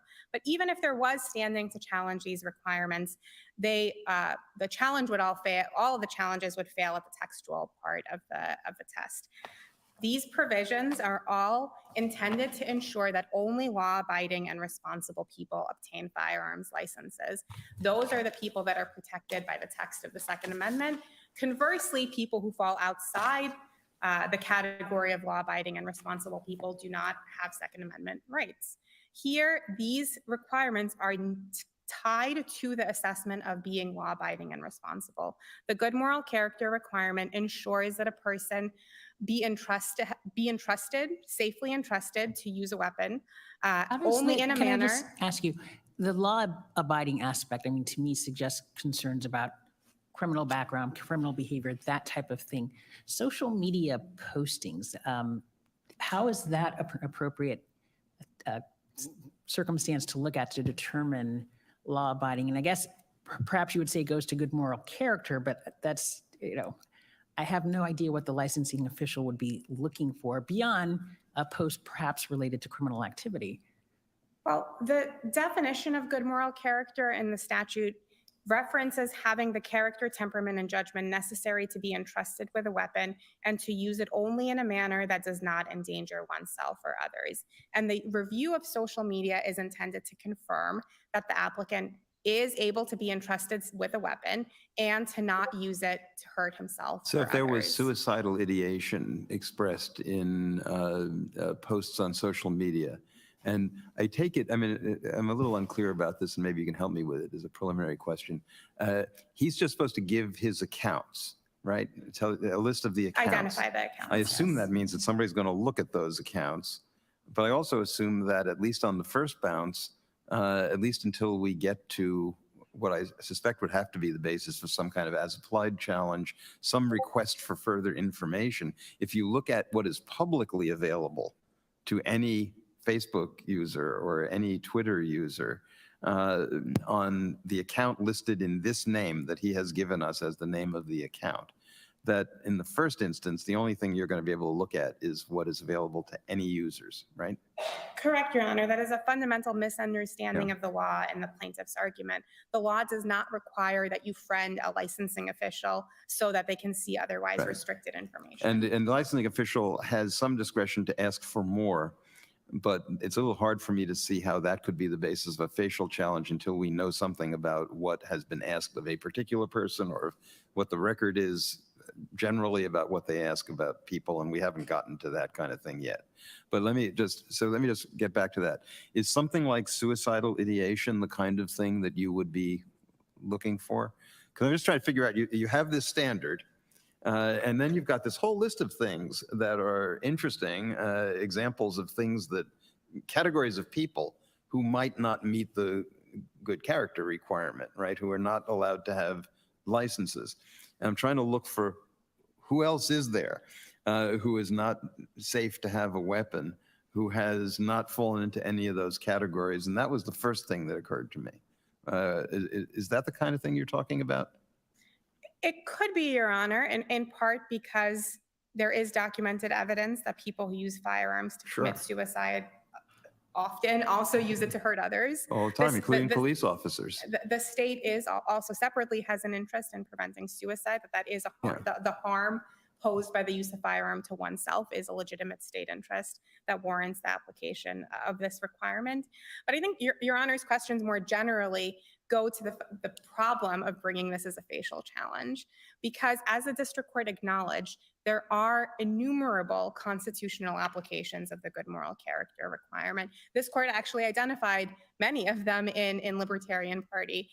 There are also innumerable constitutional applications of the various disclosure requirements. There may be as-applied challenges that come in the future, but the hypothetical possibility of as-applied challenges is not a basis to enjoin these provisions on their face. I see that I'm over time. I would like to briefly address sensitive places, as there are more at issue here, if that's all right. There's a lot of them that, and I don't know which ones they're going to emphasize in their oral arguments, but there are a whole bunch of them you've got to deal with. There are many of them, Your Honor, and I guess here again, I would emphasize that there are, I guess, two alternative paths to looking at sensitive place restrictions. One would be to find historical twins. That's not required, but there are cases where you will find those historical twins, like the places of worship, or like public parks, or like places for kind of social, educational, It's interesting that you go to public gatherings. parks first, because one of the things that I found most odd about this, public parks includes Adirondack Park? It does not, Your Honor. Oh, why not? Is there a definition of parks that I've missed? Well, the New York State Department of Criminal Justice Services has put out guidance on the scope of the law and has specified in that guidance that Adirondacks and Catskill State Parks are not public parks themselves. They may have buildings that are separately sensitive locations. Okay. But What about Allegheny Park and Harriman State Park? Between the two of them, that's about 100,000 acres. Are they included? I'm not sure of the answer to that, Your Honor. I will also note that this is also the subject of some legislative proposals that are being discussed as part of the budget process. Because some of these places, some things that look to me like public parks, and I didn't see any definition that excludes any of the places that I've mentioned. Those are places that have maybe not lions and tigers, but certainly bears. I've seen Deliverance. I feel much safer in the streets of Manhattan than in some of these places, because that's where I come from and I'm used to it. Nice. It seems to me that going out in the wilderness armed, there's some attraction to that. If I ever went in the wilderness, I might reconsider my not having weapons. So what really you're talking about, all those vast expanses of areas are gun-free zones because they're sensitive places? Your Honor, there may be room for an as-applied challenge to the designation or inclusion of a particular park as sensitive, but what the plaintiffs are seeking here is an injunction against enforcement of this provision in every public park, including places like Prospect Park or Central Park. Well, that are why couldn't we conclude that the intended and reasonable scope is city parks in urban areas? Well, there's nothing in the statute that would infer that as a matter of legislative intent. I suppose if what Your Honor is asking is whether you could Well, the interpret question is whether the legislative intent includes places that the legislature may properly restrict guns in and places that they can't. So you could decide this as a question of legislative intent. I'm not aware of anything in kind of on the face of the law that would allow for that conclusion, but there is the guidance from DCJS, which I Well, guess the court could use to inform its conclusion. If there's historical support at appropriate times for the regulation of the Second Amendment in urban parks, but not elsewhere, then part of the statute could be constitutional, theoretically, and part unconstitutional. So if Your Honor is asking if you could interpret the historical record to be limited to city parks. That's what I'm asking, yeah. That is one conclusion that you could reach. I don't think that the historical statutes are exclusively limited to city parks, but many of them do arise in the context of city parks because that is where public parks arose as an institution in the 19th century. And part of the district court's error was in categorically just rejecting all of those prohibitions because they came from cities. And as I mentioned a few hours ago at this point, the regulation of firearms by cities was some of the most central and kind of pervasive firearms regulation in the nation's history. Separately, the court misapplied principles of analogical reasoning and principles of relevant similarity in many different ways here. One that we have not yet spoken about is the court's imposition of a population-related metric in announcing at the preliminary injunction stage that I would discount certain laws from certain states or jurisdictions that it deemed were too small. There are many problems with that conclusion. The first is that there is no basis to find that laws have less of a place in the historical tradition of this country because they come from small states. Small states have equal sovereignty to other states and their laws should be considered as well. Second, there is nothing in Bruin that allows for this kind of population-driven conclusion. What the court cited to and the plaintiffs cite to is Bruin's discussion of the territorial laws. But the territorial laws were discounted in Bruin as analogs for the proper cause requirement. And the conclusion there was, in light of the overwhelming evidence that the Supreme Court identified on the other side supporting a tradition of public carry, laws from territories could not be enough to surmount the tradition on the other side.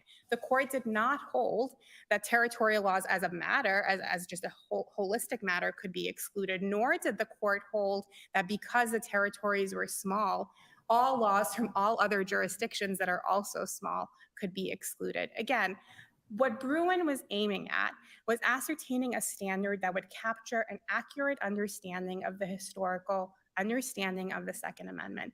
You cannot reach an accurate understanding of the historical meaning of the Second Amendment by applying these categorical rules that just carve out relevant historical evidence. And that is exactly what the district court did here.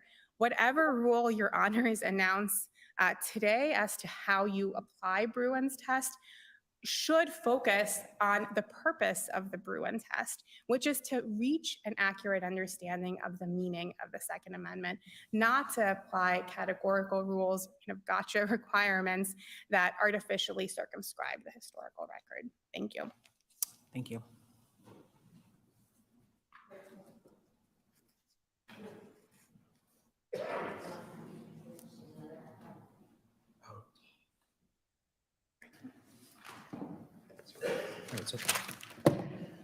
Good morning, Your Honors, and may it please the court. My name is Todd Long for appellant Joseph Cecil, who is the chief of police of the Syracuse Police Department. And my argument here today is very narrow it is not focused specifically on the law itself, but whether Corey Johnson, the appellee and plaintiff in the case, had standing with respect to the preliminary injunction that was brought against Chief Cecil and the fellow appellants. I just want to highlight just a few what we believe are factual errors that resulted in abuse of discretion that were made by the district court that resulted in founding of standing against Chief Cecil vis-a-vis Mr. Johnson. The court found particularly two types of locations in which there was standing. One, a variety of retail locations throughout Onondaga County, including by name, gas stations and big box stores, but not identifying any specific stores that Mr. Johnson would be going to with his concealed carry. I would emphasize, though, just when speaking about Chief Cecil, is that his jurisdiction is with respect to the city of Syracuse. And I don't know how familiar people are with the geography, but the city of Syracuse is one of, as I put in our papers, 19 municipalities within the county of Onondaga, centrally located within the county. And so that's important with respect to the notion of those various locations. The other factual issues with respect to those locations relate to the zoo, which is a county park known as the Rosemont Gifford Zoo. So as the court is well aware, it would be Mr. Johnson's burden by clear showing to demonstrate that there would be some injury effect that was concrete and particularized and that was actual or imminent. With respect to any fears of arrest or prosecution by Chief Cecil, they can't be imaginary or speculative or even uncertain. As to that first error with respect particularly to the general location of stores, the court drew a conclusion or inferred that Mr. Johnson lived within the jurisdictional boundaries of the city of Syracuse. Nowhere in his declaration or in the complaint does Mr. Johnson indicate that he lives within the jurisdictional boundaries of the city of Syracuse itself.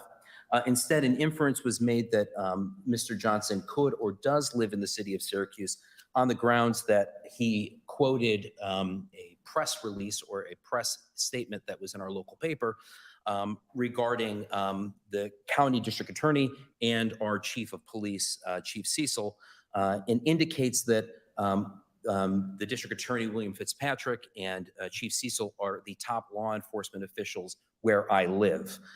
We believe it is a step too far to then infer that he is an actual resident of the city of Syracuse. And why that's important is because— Wait. Sure. Why are we not reading that, drawing reasonable inferences in favor of the plaintiff? He says, these are the guys who enforce the law where I live.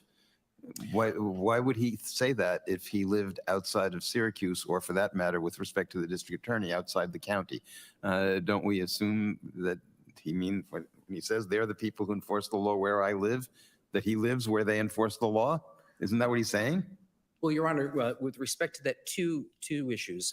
Number one, it would also be a fair inference when I'm speaking of top law enforcement authority in the area where I live, and I'm referring generally to the county. I could also refer to the county sheriff. I could be referring to a lot of things that doesn't necessarily indicate that it's I live within the jurisdictional boundaries of these generally top law enforcement officials within the county. The other issue is that with respect to, I'm getting lost. My second point is there was every opportunity after we opposed the preliminary injunction to provide some sort of evidence or a declaration that he was indeed, in fact, a resident of the city of Syracuse. That was not offered. There was an indication in briefing, which is not itself factual evidence, that that's where he lived within the city of Syracuse, but there's nothing before the court as far as factual evidence. And are we also to assume that if somebody says, you know, I go shopping in lots of places and here's how this is going to affect me, I would think that if someone lived in someplace in Nassau County and they said, you know, this is going to affect me when I go shopping, people often cross that border to come shopping in New York City. So if he's suing the NYPD, they're the people who will arrest him enforcing this law, if they're enforcing that law, when he shops in New York City. He has to say, I sometimes go into Syracuse. I mean, it seems very artificial what you're asking here. It seems to be a silly proposition. But the reason why I bring this up is that the court used this in order to bolster what I believe a wholly speculative argument to begin with, that Mr. Johnson was going to go to a specific place where he would concealed carry. Again, all he lists is gas stations. I would venture to guess there are hundreds and hundreds of gas stations within the county. Again, to build this idea that, well, it could potentially be a gas station within the city of Syracuse, that I think it was an abuse of discretion for the court to find that, well, Mr. Johnson is a city of Syracuse resident, and therefore it increases the likelihood that he could go to a city of Syracuse gas station as opposed to other municipalities. But does he, sorry. the Rosamond Zoo, is that within the city of Syracuse? Is that part of the zoo? He says he's. So as to the zoo, and if you don't mind, yes, the zoo is within the city of Syracuse. If I may just pivot to the zoo, because I think the zoo is a more salient and important point here. The zoo is within the jurisdictional boundaries of the city of Syracuse. The zoo is actually co-located with a Syracuse City Park. And as was just addressed before, the idea of city parks as opposed to maybe larger state parks, that particular city park, yes, is within the city, but also the county zoo is within the city as well. And that zoo is completely under the jurisdiction of Onondaga County. Not only is it solely under the jurisdiction of Onondaga County, but it actually has its own police force. The county parks, and this is not disputed by the county, who is also a party in this matter. The county of Onondaga has its own park ranger service that provides roving patrols within these particular locations.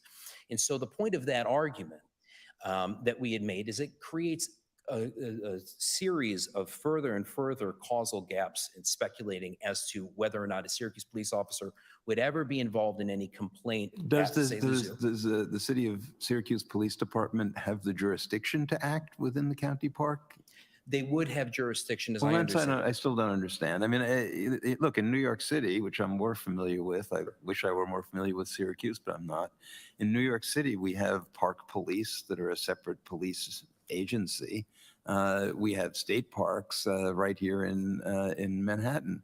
But I also see the NYPD around, and I certainly hope that if some crime were committed against me and I yelled help and there was a city police officer standing outside the boundary of the park, he would come and help. In fact, I know he would, or she, a city police officer would do that because they can. It's part of their remit. So again, I don't understand. Why is it so speculative if this law is going to be enforced that it might not be a Syracuse police officer who enforced it? Well, I guess it creates a more level of uncertainty. And the standard here and the burden on the plaintiff in seeking a preliminary injunction on these Article 3 matters, particularly with respect to standing, is one that is just shy, if not at, summary judgment.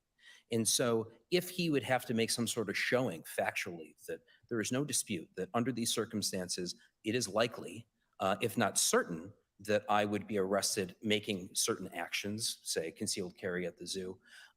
If he cannot meet that burden is on him. I would note the John Doe's case, the County of Suffolk, again, where there's specific particularized threats, so to speak, of prosecution relating to the violation of this particular law dealing with this firearm. None of those conditions would exist here. Okay. So, thank you. Thank you.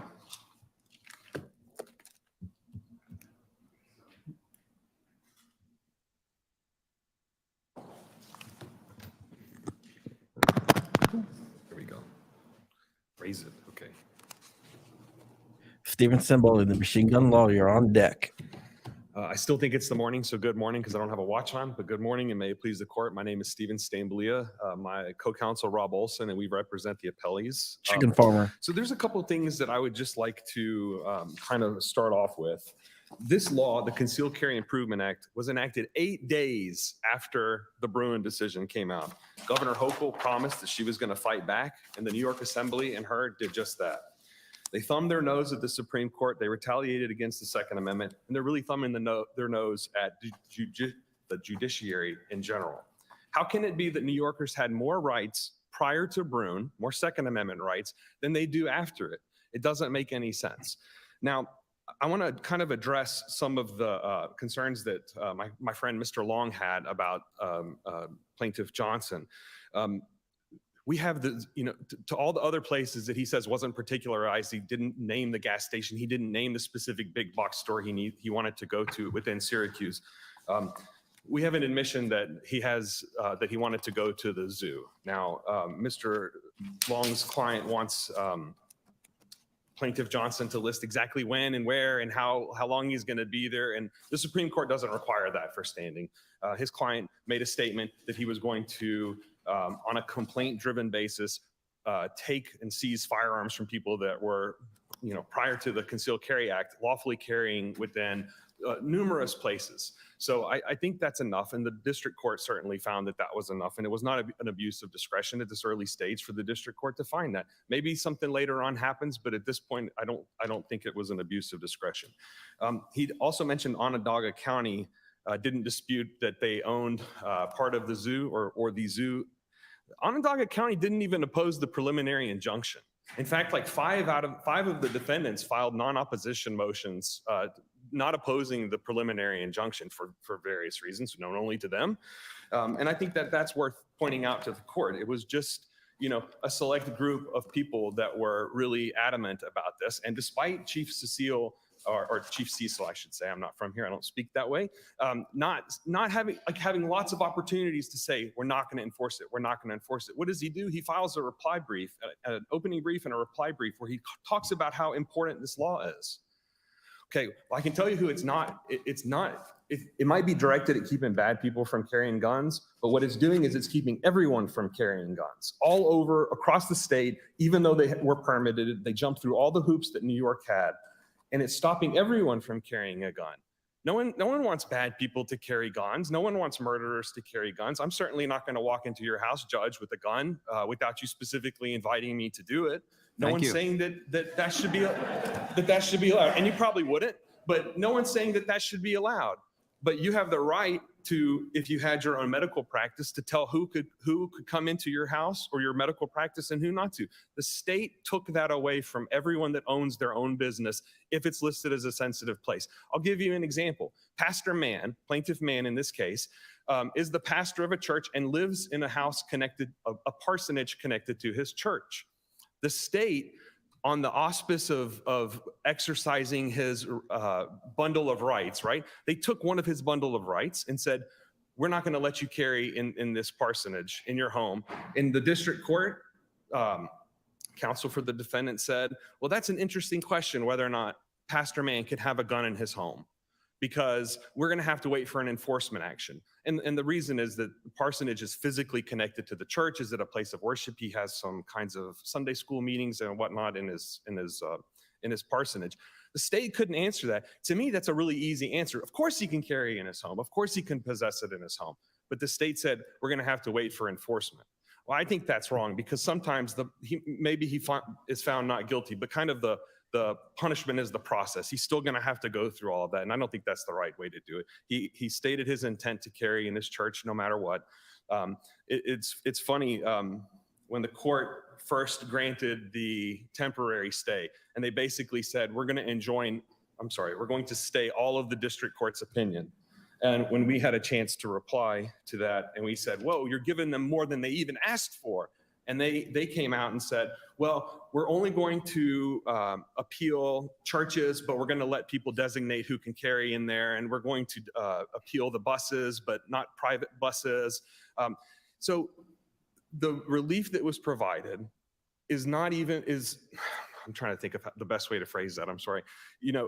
The court went kind of a little bit too far. Well, but you're here now on the merits. On the merits. So, I take it that what we think are the merits of the case will determine what is going to be allowed to be enforced and what isn't going to be allowed to be enforced. So a previous panel dealt with the stay. We're here with a stay in place. It might get lifted depending on how this case comes out. The decisions below could be affirmed, they could be reversed. Let's focus on the merits of the case, and that'll get us going. I was going somewhere with that, Okay. Judge, and I kind of lost myself for a second. I think it was you, Judge, that asked about some legislation that's coming up that might moot out one of the cases. It might moot out his, it might not moot out yours. You've got, I'm sure you get a little more time, but you've got limited time, and you've got a whole bunch of places that we want to talk about as sensitive places. You've got this licensing requirement of good moral character to talk about. Let's not get too lost in Okay, that's fine, the that's fine. weeds of procedure. Okay, well, I'll address my friends over here argument about the analogs in this case. I think Bruin is pretty clear that we have to look back to 1791 and not necessarily to 1868. Can I just ask you, just as a sort of a big picture question, and I asked another advocate earlier about this, what is your view of the significance of the designation of a place as sensitive, and also Bruin's suggestion that there can in fact be new sensitive places? How are we to interpret that? Well, Bruin did presumptively announce some amounts of sensitive places, right? And then there said there could be new, which was italicized, and analogous sensitive places. So I don't know that something that's been in existence since like the 1800s could all of a sudden be some new and analogous place. I think the place would actually have to be like a new place, like an airport, something like that, rather than something that we reach back into history with after someone's upset that the Supreme Court ruled on something and then just Well, declare how many every- of these things that they're talking about existed in 1791? At least in anything like the way they are now, museums, public libraries, public schools. None of this was around at the time, right? But we've Were there always- even zoos? I think the earliest zoo was in the early 1800s, Judge, but we've always had schools. The school might look different than it looks like now, but to say that, well, it's a sensitive place simply because it's new. Well, the Supreme Court said that was a good example. So, I mean, Well, they're not giving us a whole lot to work with here. There's all this picking and choosing of historical evidence. This is too early, this is too late, too small, too big, whatever it is that slices and dices the historical evidence. But at the end of the day, the only examples the court gives us are things that are very hard to square with the kind of application. I mean, the state says what Bruin was looking for was the historical record with respect to public carry, which certainly there were people carrying weapons in public in 1791, and that looks like a pretty good place to start. But now when you're talking about something that the court says has historical weight, which is that guns can be regulated in sensitive locations, and then it tells us that, well, you're looking for analogs. They don't tell us how, on what bases things are analogous. They give us some examples that don't seem to fit that slicing and dicing of the historical record. They tell us that if there's been dramatic technological or sociological change, and then they say the island of Manhattan, which I must say I'm sure looks a lot different to any, would look extraordinary to someone from 1791, unlike, say, the Adirondack Park. I don't think we've got a lot to work with. So we're trying to ask you to tell us how we go about deciding, even if we take the narrowest view, how would we look at the question, what is analogous to courthouses, polling places, the state capitol, that somehow also probably encompasses schools and government buildings of all descriptions, which may also encompass public schools. I don't know. So how are we supposed to do that? You tell us. How do you think we should do it? Well, we could look at what Judge Sinatra did in one of the other cases that was argued earlier, where he says that, it's key functions of democracy. We could look at other not schools, but something like a school that, on a condition of entry into the building, your metal detector or otherwise you have a security guard, a door guard. The only reason you have a metal detector is to keep out guns. I mean, I'm just puzzled. I mean, because you put up a medical detector, you can then keep guns out of there? Well, I'm answering the court's question about like what other type of building could be considered a sensitive place. And I'm not saying that just the fact that there's a metal detector there makes it sensitive. But if the court's looking for something that could be comparable, we would go back to the Bruin how and why, and we would look at is the how and the why a comparable burden to now as it was understood back in 1791. And I want to, if I could, and I know I'm over time, so thank you. I think the Supreme Court has made it really explicitly clear. We have Espinoza v. Montana Department of Revenue and Ramos versus Louisiana that points back to 1791. And Bruin itself points to 1791. And while it did leave the question kind of open, like, can we use 1868 at all? It says we can use 1868 law and further law to confirm that our understanding of what's people understood in 1791 was accurate. And if I could, real quick, it's, let me see. The Supreme Court said in Espinoza that they were using more than 30 states that created a statute in the late 19th century cannot by itself create an early American tradition. In that case, it was a school, people were paying money to go from the state to go to religious schools, Christian schools. And the state said, well, you can't do that. You can't use this money. And they said, well, in the late 19th century, we had all of these states. We had over 30 states that also thought the same thing. And the Supreme Court said 30 states isn't enough. So when my friends from the states say we have 3 ordinances, we have 2 territories, or we have 3 states isn't enough. Bruin sets the floor. It has to be well established and it has to be representative, and it has to be from the time period when the Second Amendment was ratified. Anything comes after that can only confirm what the understanding was during 1791. I'm not sure I understand that. I mean, 1791 is a point in time, and the founders were mainly young people, and they had full careers afterward, and their children were like first generation after the founders. I'm not sure I see a problem with considering what the law was, what the understandings were as they were expressed, even 40 or 50 years after 1791, with the understanding that those laws and those arrangements would have still reflected the understandings of the people who lived at the time that the amendment was ratified. And Bruin discusses, the various historical analysis, sometimes pulling census data, which they actually did both in the majority and in the dissent, to look at populations to see if those statutes were well established and representative of the population as a whole during that time frame. Now, I'm not saying you can't go 3 or 5 years behind, 3 or 5 years in front of 1791.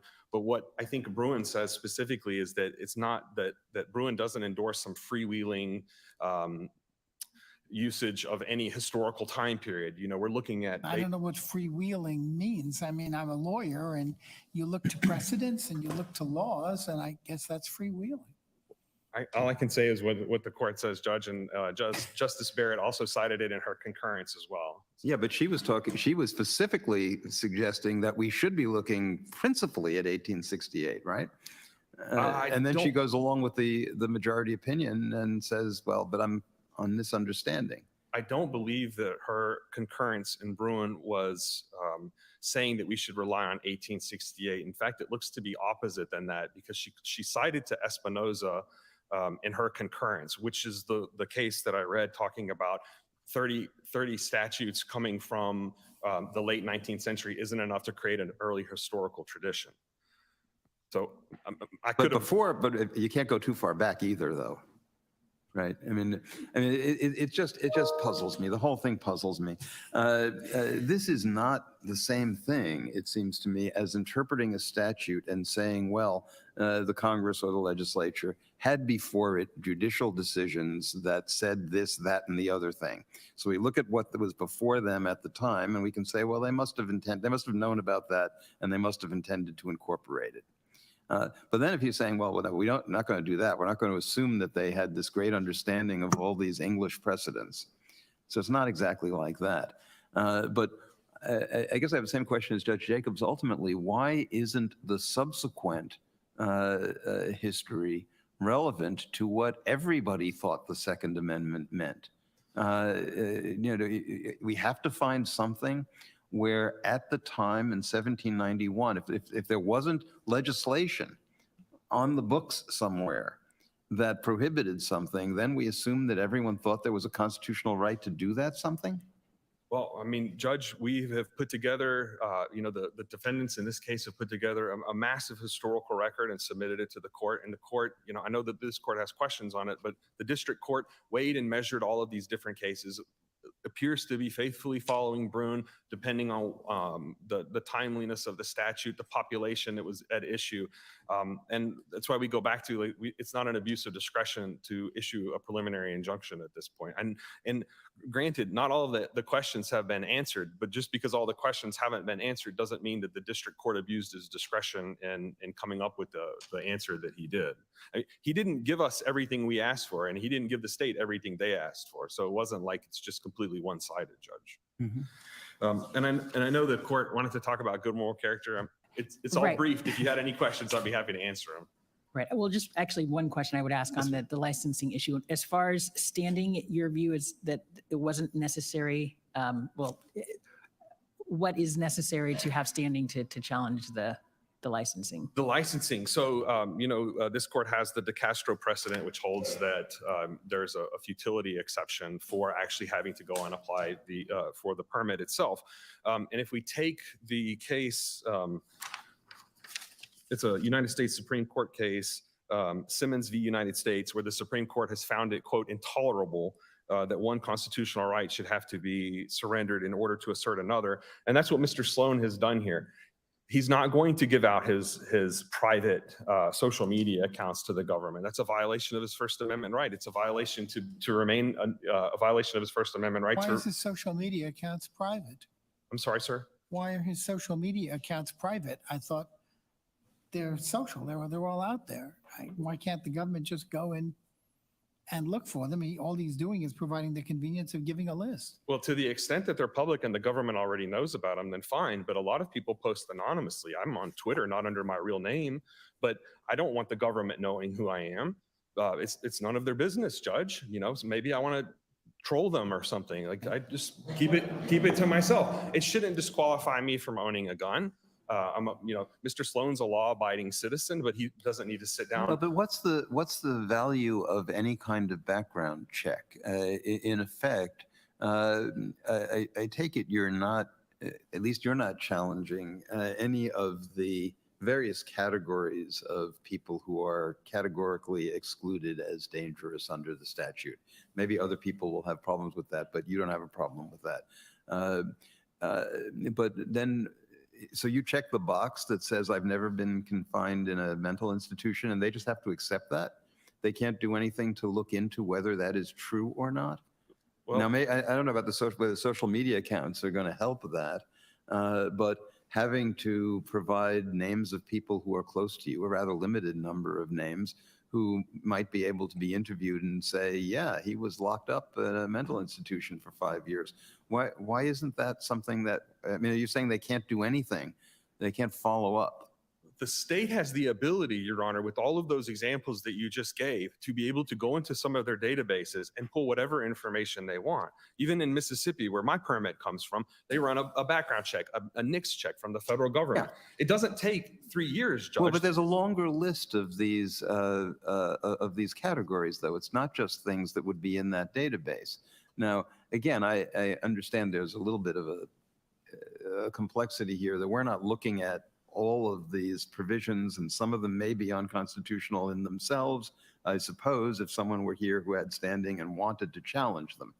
But for our purposes, we're assuming that a lot of these other categories, they're in the law. Why isn't there some further ability to check into that? Now, again, there may be specific things that are too much or wouldn't be sufficiently helpful. I get all the arguments about that. But in terms of the basic question, can the government inquire about anything other than, you tell us, are you one of these people? And you say no. Why can't they investigate some more? Well, the government is investigating, Your Honor. I mean, this isn't something where I go and apply and they just take my word for it and give me the permit that day. This is a 1-year process just to apply. Mr. Sloan hasn't even been able to apply yet. And then well, he hasn't applied yet because he objects to some of the requirements. So I don't know that you can say how long it's taken him, because he's declining to participate. Well, I can say how long it's taking him, Judge, because his sheriff does not have an appointment available, or at least at the time that we filed this case, until October of 2023. So when we filed this case, it was over a year for him to even apply, knowing that an incomplete application would be denied because the sheriff admitted it. But isn't that more relevant to perhaps an as-applied challenge? Like, the delay that you're talking about isn't something that is baked into the statute. Well, the statute says 6 months, Your Honor, but if in practice, this is a New York thing because the statute obviously allows for that to happen. Like no permits get issued within Well, 6 months. Wouldn't you agree that if the government has to dig through databases and do independent research in order to find out that which an applicant can put on the application form, that will only make it longer. They may make for longer waits before these permits can be granted. If I'm sorry, Judge, if But they you're saying it takes too long for these applications to be acted upon, and on the other hand, you say why should applicants provide all this information when the government can spend its additional time digging through databases in order to find out what it wants to know and what the particular applicants say they don't want to provide. Well, my answer to your question earlier, Judge, was based on people that have publicly facing social media. A lot of people, I mean, I shouldn't say a lot because I don't really know. Some people, in this case, Mr. Sloan has a account that's private that's just set to his friends. He has a right to post anonymously. There's a lot of jurisprudence on anonymous Well, speech. he doesn't have to friend the government. The government can't get into that. It is true that that's what they said in their briefs, Your Honor, but the statute completely that says that a social media review shall be done. It's in the statute. It's not just that, oh, okay, here's the list. Okay, somebody's got to go review that. Nassau County certainly thinks that they have the right to request passwords. There's the provision in the code that says the licensing officer can ask you any such information. Well, how hard would it be for the licensing officer to, let me just see your phone? And what are you going to do at that point? Maybe you've got some crimes committed that you've done and you don't want to disclose and invoke your Fifth Amendment. You think the licensing officer is going to give you a permit at that time? I can't imagine. I can't imagine.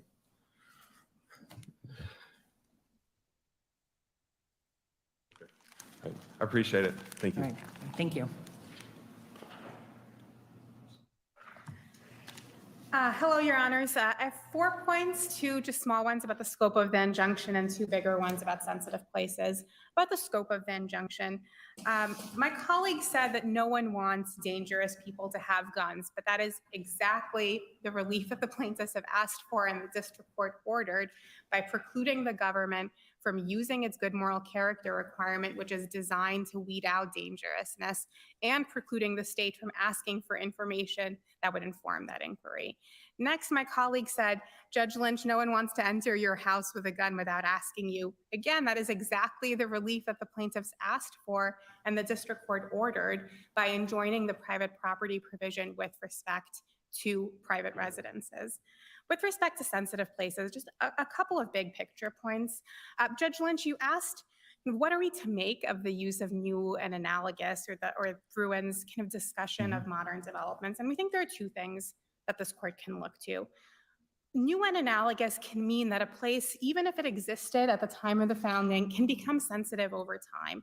The Supreme Court made clear that there are going to be cases that implicate unprecedented societal concerns, dramatic technological changes, and noted that the regulatory challenges posed by firearms today are going to be different from the historical time. This can come up in at least two different ways. One, firearms are obviously very different. The harms that can be imposed by today's firearms are very different, and that can be considered in deciding whether, kind of what principle of analogical reasoning you look to. The other point is that the way people go about their daily lives is fundamentally different today than it was in 1790. The population of New York City in 1790 was 33,000 people. An average attendance at a Yankees game in 2022 is 40,000 people. We're just talking about fundamentally different worlds that we live in.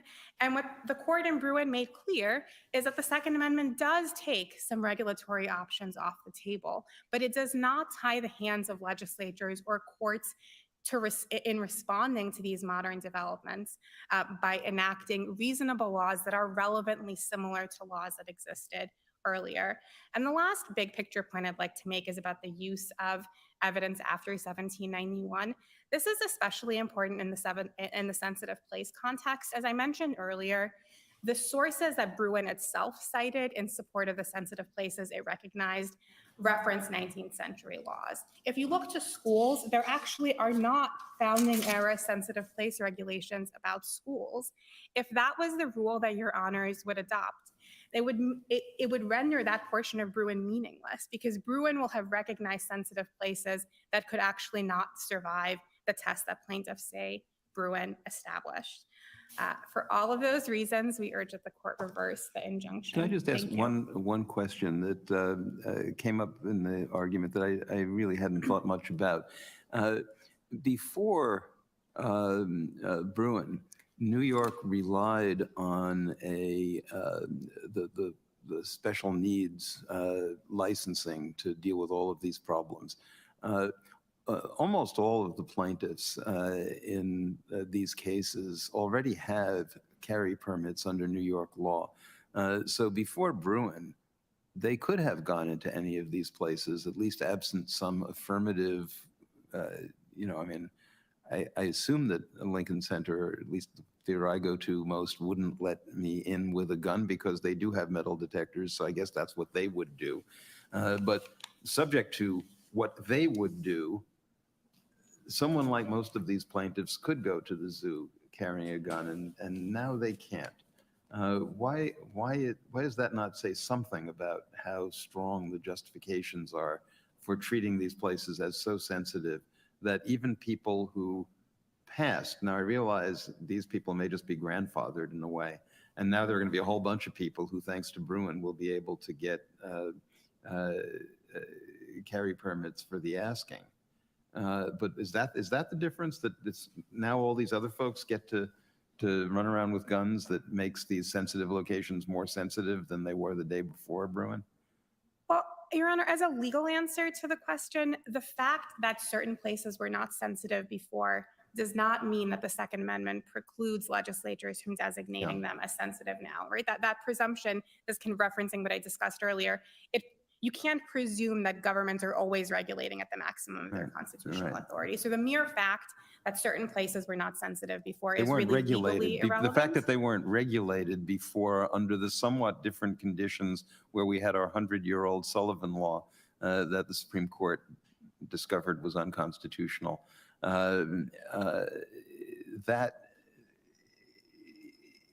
That doesn't mean that if they weren't regulated then, they couldn't be regulated now, because they've always been, or at least have been in recent history, sensitive places. It's just the state didn't feel the need to deal with it. Is that the answer?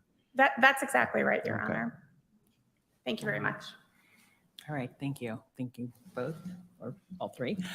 Next case, we'll take that case under advisement. And our next and final case is Nadine Gazzola, Seth Gazzola et al., the Kathleen Hochul et al. Thank you. Thank you.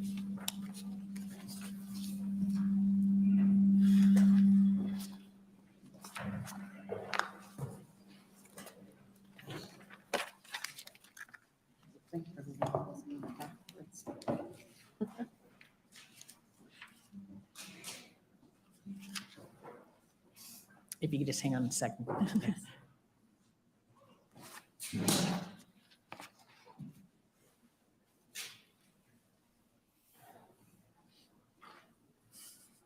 And here I thought we had the most interesting case.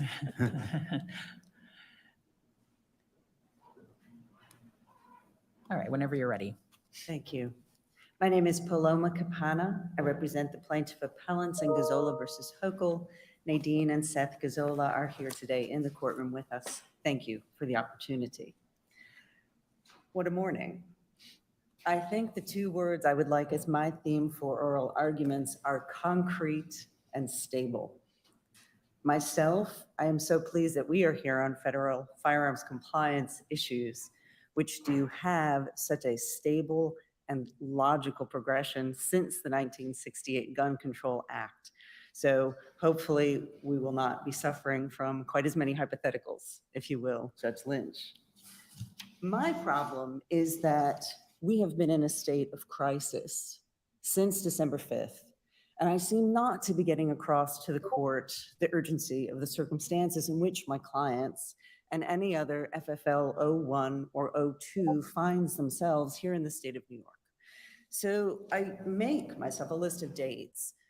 First, we had to deal with the crisis of the annual certification. We were talking earlier about communists and could a sign be put up about communists? And of course, my anchor cases for that were what? Back to the communist era and the certification. Are you a member of the Communist Party or not? In this case, have you complied with all of New York's new mandates or not? Then we moved on to the monthly inventory reconciliation report, which no one even knows what to do with. Then the semi-annual book of acquisition Why do you and not know disposition. how to do an inventory reconciliation? You have a certain number of guns that you had. No, Some no. got sold, some new ones got bought. You add them up, you count the ones you've got, and you see what it is. No, but the statute does not say what to do with it. Are we supposed to hold it until the New York State Police arrive? Are we supposed to be mailing it in? Well, if it doesn't say you're supposed to mail it in, then I guess you don't have to mail it in. But what if the officer shows up with a different interpretation? We have Well, not I don't only know, that, but we have I also. mean, generally speaking, like income tax returns, I have to file. There's a law that says I have to file them every year. Yes. There are other record-keeping requirements on many businesses that say you have to keep certain records. So you Yes. keep them. It doesn't say you have to mail them in, so you don't have any place to mail them to. I'm not sure I understand what is the ambiguity there. Look to the next one that is due, the first semi-annual acquisition and disposition book photocopies that are to be mailed in April. So it's my next crisis with the plaintiffs. We find ourselves once again at a point where we are going to have to be invoking our Fifth Amendment rights. Well, I'm not sure, again, I'm not entirely, I mean, I understand there will be people who are violating certain rules, and that may create a Fifth Amendment problem. But I thought the principal argument that was made below and was made here was that no one can say honestly that they're in compliance with federal and state laws because there are conflicts between federal and state laws. I thought that was the argument. Am I missing something there? Yeah, we are in compliance with the federal laws, absolutely. We are in compliance with New York State laws that predate the new laws that went into effect on December 5th. Where we are not in compliance is with the Group A laws, several where we intentionally are saying there is a conflict. Yeah, that but there cannot isn't be really. I mean, resolved. in other words, that's the issue that is before us, is whether there really is an inconsistency. Yes. And as to the general state of crisis, I mean, this was a preliminary injunction hearing, right? There was a hearing. There was no hearing There was in no our hearing. case. We simply had oral arguments. There was no testimony taken at all. But It was there is, but there foreclosed. are affidavits and so on, right? Yes, So there are that is factual correct. conclusions that the district court drew. The district court dismissed us on a text order in less than 24 hours of the oral arguments. And then some days later, after we had already submitted our first emergency motion to this court, turned in a written findings. So when we did the emergency motion, Okay, well, that was the said emergency it was motion. not Now we're required. here, now we're talking about the merits. Now we have a set of findings by the district court. Mhm. And so the question, as I understood the issue here, the basic issue here, and tell me if I'm just totally misconceiving this. You argue, and this part I think has to be more or less right, I can't speak for anybody else on the panel, that if there were burdens that were placed on gun dealers that made it difficult, enormously difficult, put a substantial burden on people's ability to acquire firearms, that would violate the Second Amendment. That makes a lot of sense to me anyway. But then we have a district court that said no such thing. There's no showing that these folks are going to go out of business. And there's no showing that even if these particular plaintiffs did go out of business, that it would still be any, nobody's entitled to have a gun shop on every corner, so they make it very convenient for them to buy guns. So, you have to show, if you're going to rely on that argument, that what the regulation of gun dealers, which the Supreme Court has consistently said is something that's okay in generally speaking, is being conducted in such a way that it's going to make it very hard for people who want to buy guns to get them. And I thought the district court said that showing hasn't been made. So is that really not the issue, whether the district court clearly erred in finding that there is not that level of burden? And she clearly erred because she really jumbled the issues.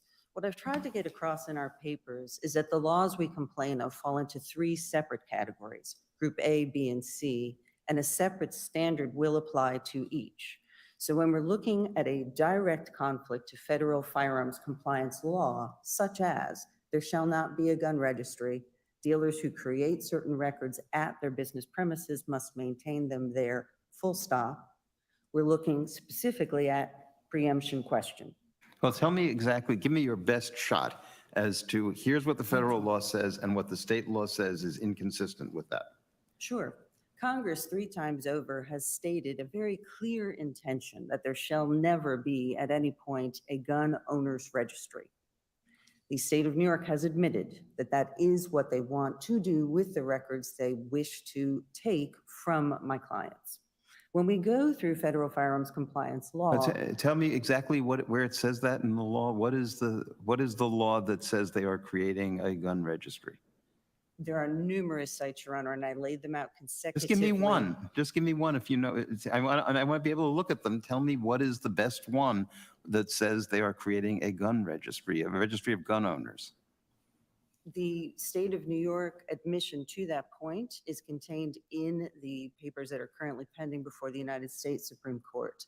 I did put that note in both my brief and in my reply. I can pull that separately if you'd like. Okay, no, if we got it in the Yes, in the materials. it is there. Yeah. The statute. Aren't they? Don't they sort of have that? I mean, this is what's sort of peculiar. If they're giving licenses to everybody, then they have a list of all the people they've given a license to. But a handgun license list housed by the New York State Police is not a gun owner's registry. Oh. A gun owner's registry is every firearm bought and sold. A permit, for example, does not even require a person to own a handgun. I see. Yes. Yes. And so when we go from Congress to the United States Attorney General, to the ATF and the FBI, then to the FFL, they function essentially as agents for the federal government in the transaction. They are collecting specific information from the consumer of firearms. They are the only person with the connection of the person to the specific arm. But how does that make you subject to conflicting obligations? That may be something that New York State shouldn't do. New York State shouldn't do it. And maybe a gun owner can complain about that. Why is there a problem for you? Because my clients are the dealers who would be subject to federal felonies for disclosing their records to the New York State Police. There's something that says your records cannot be shown to the New York Police? That they may not be given to other than their premises, through the point even that the business itself closes, at which point, and I've laid this out in my papers, there is a specific ATF on site that happens for those records to go into permanent hold with the ATF, then under their own strict regulations, where it may not ever, in any circumstances, become a gun owner's registry. That is correct. In order for it to become a gun owner's registry, you would have to send it into the state, correct? That is correct. But you So- said earlier that there's no law that requires you to do that. There is now. Oh, there is now, yes. That is why we're here. Yeah, I thought you said that the gun dealers are in a pickle because they don't know whether they have to send it in or not. And whichever they do, they may find themselves in violation of the law. Judge Jacobs, thank you for that clarification question. You will find that there are several provisions of the statute at New York General Business Law, Section 875. We have at least 8 different new record-keeping requirements. Some, such as the one for April, that I'm most concerned we might get a ruling on soon, would require us to photocopy and mail them to the New York State Police. We know that. We do not intend to do that. We will be invoking Fifth Amendment rights again to do that. What I referenced, however, was the monthly inventory reconciliation, which that one specifically says. The cite to the federal statute that says you would be violating federal law if you do exactly what you described. I do, while Mr. Beasley is speaking, if you wish, I can look that That'd up be in my good. papers. What Thank I've you. done That'd in be the helpful. papers is I do have it as Group A, and I walk you through each one of the record-keeping requirements. And I specifically reference not only the 18 USC provisions, but also the 27 CFR and also 28 CFR provisions that could be charged against my clients in the event that they violate federal law. Absolutely. Or we would not be here.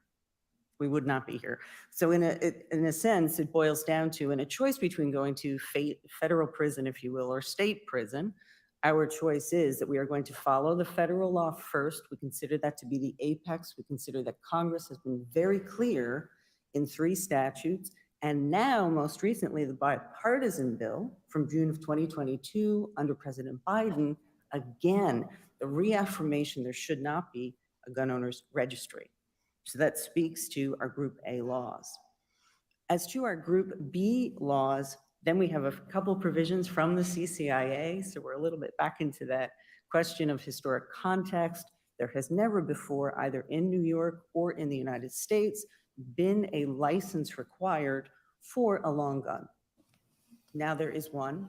And when the state, my learned colleague, Mr. Kiernan, provided some statutes that were historic, those 4 laws actually prove our point, that men who were showing up for their militia duty brought the rifles they owned and possessed.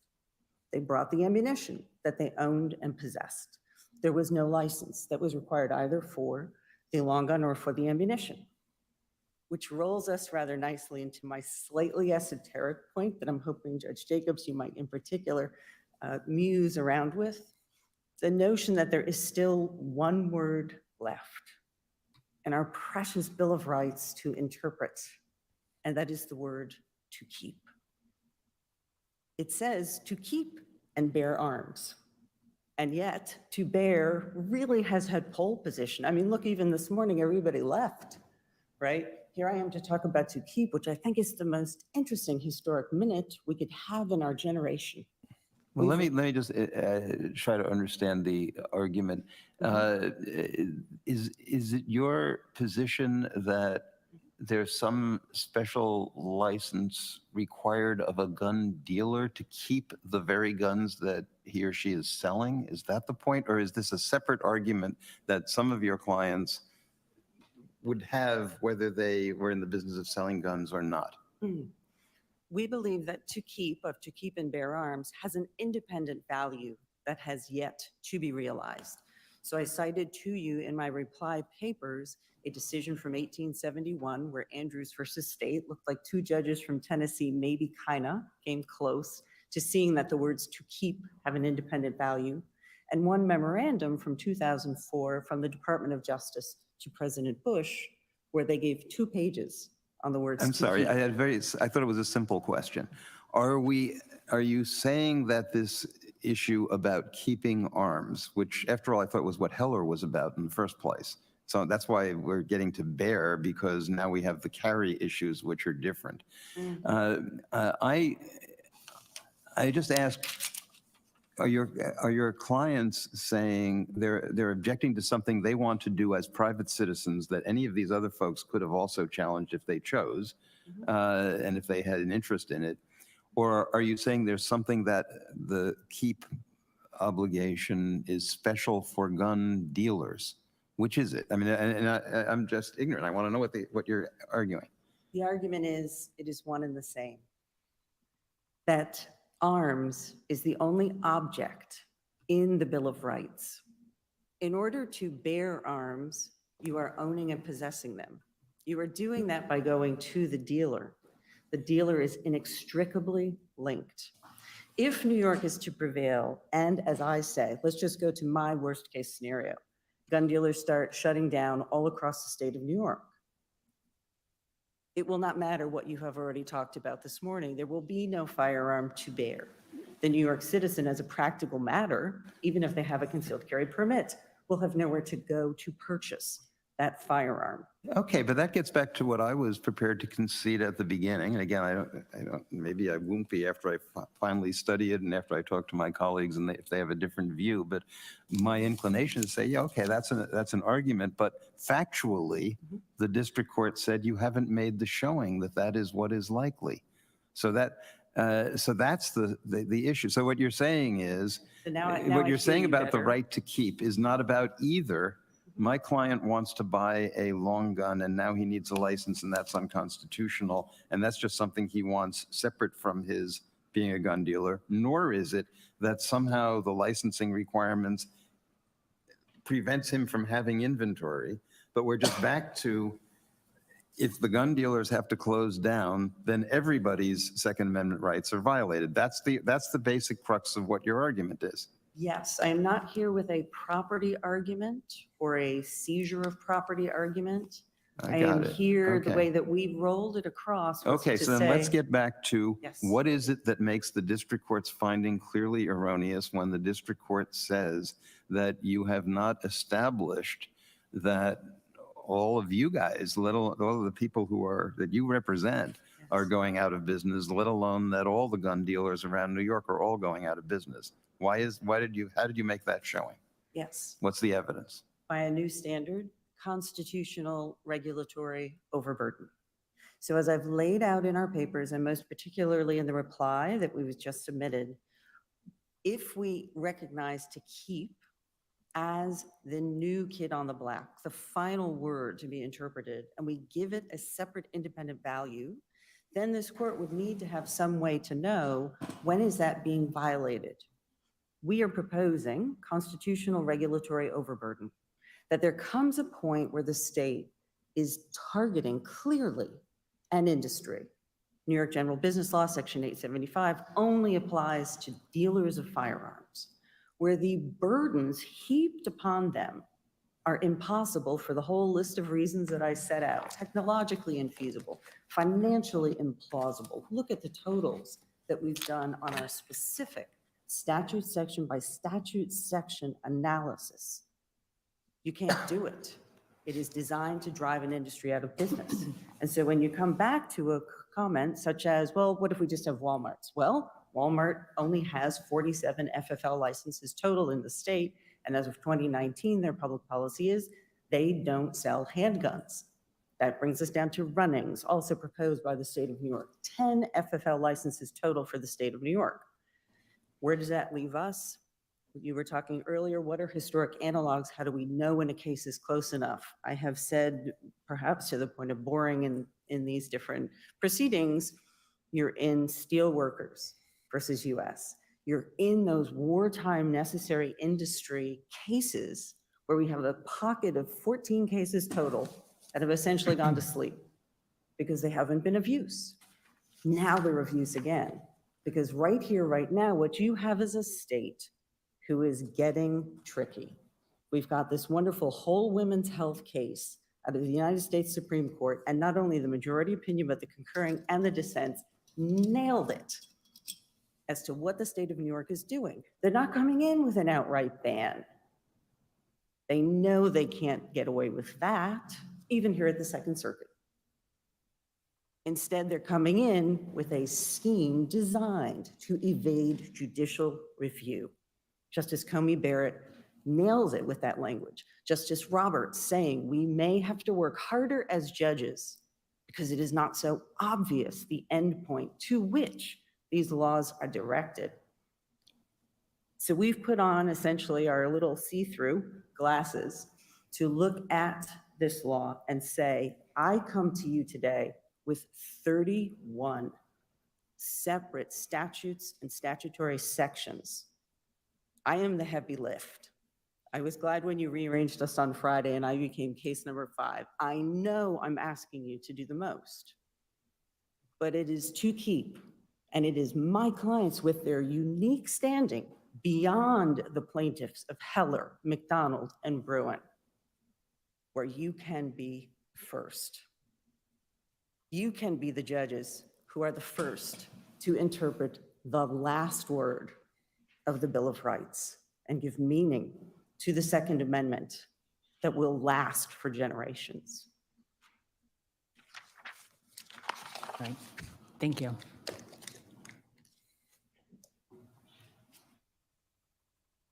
May it please the court, my name is Beasley Kiernan. I'll be arguing for the state defendants in this case. The district court here correctly denied a preliminary injunction, and this court should affirm. As you've heard, plaintiffs principally challenge safety and record-keeping requirements imposed on firearm dealers. Plaintiffs fail to show that these laws are preempted by federal law or even implicate the Second Amendment, let alone violate the Second Amendment. And I'll just note that plaintiffs also challenged 3 laws in their capacity as individual owners of firearms: the training requirement for a concealed carry license, the licensing requirement for the purchase of a semi-automatic rifle, and the background check requirement for buying ammunition. The district court correctly held that plaintiffs lack standing to challenge these laws, and they're consistent with the nation's historical tradition of firearm regulation in any event, because they're designed to ensure that those possessing arms are in fact law-abiding, responsible citizens. But turning first to the safety and record-keeping requirements, insofar as plaintiffs are attempting to assert a Second Amendment right to sell guns, the district court correctly held that there is no such right. This is consistent with the Ninth Circuit's decision in Teixeira, which held that there is no independent freestanding right to sell firearms under the Second Amendment. And the Ninth Circuit in that case did an exhaustive analysis of both the text and the history of the Second Amendment.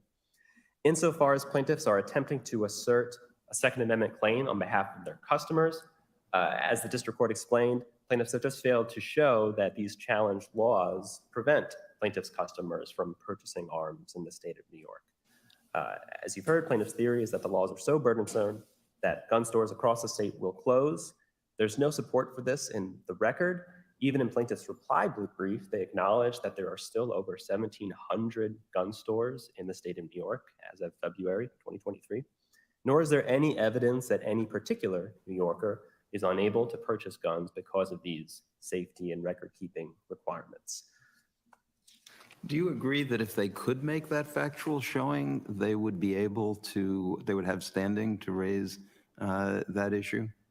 In other words, why isn't this just like when there was a constitutional right to abortion, that abortion clinics would come in and say these various regulations are designed to make it impossible for us to do business?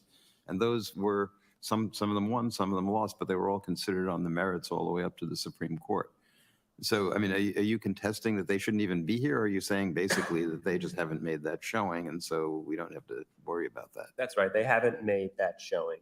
Whether New York enacted such a restrictive law that really did prevent New Yorkers from purchasing guns, whether in that case these particular firearm dealers would have standing to challenge those laws, it's a difficult question. The Ninth Circuit said yes. In that kind of situation, firearm dealers would have derivative standing. Well, that was certainly the case when you had one left abortion clinic in a state and Yes. there were regulations that were not particularly relevant to safety that seemed to be aimed at closing them down, then that made out a claim. You're saying that's not where we are here. Right, that's not where we are here, exactly. And the district court ruled this way on the merits after reviewing the evidence and the record and finding that it just didn't support plaintiff's claim. Mhm. Turning to plaintiff's individual claims, the district court correctly held that plaintiffs lack standing. First, plaintiffs are not injured by the training requirement. That applies only to those who are seeking a concealed carry license. Plaintiffs already have a concealed carry license. Under penal law, section 400.00, those licenses, quote, shall be in force and effect until revoked. Plaintiffs need only recertify their licenses every 3 years, and that does not entail any training requirement. Plaintiffs have also failed to show any injury in fact traceable to the semi-automatic rifle licensing requirement, which applies only to the purchase or transfer of possession of a semi-automatic rifle. Only one plaintiff, Martello, states that he even desires to purchase a semi-automatic rifle. He does not describe any concrete plan to do so, certainly hasn't applied for a license, so he has not shown any actual or imminent injury. Even if there were some potential injury, it would not be traceable to the state defendants. Martello's claim is that his county is not issuing semi-automatic rifle licenses at this time. There's no evidence for that in the record, and we're not aware of any widespread refusal to issue licenses at the county level. But even if it were true, it would just mean that Martello's hypothetical injury would be traceable to the county, not.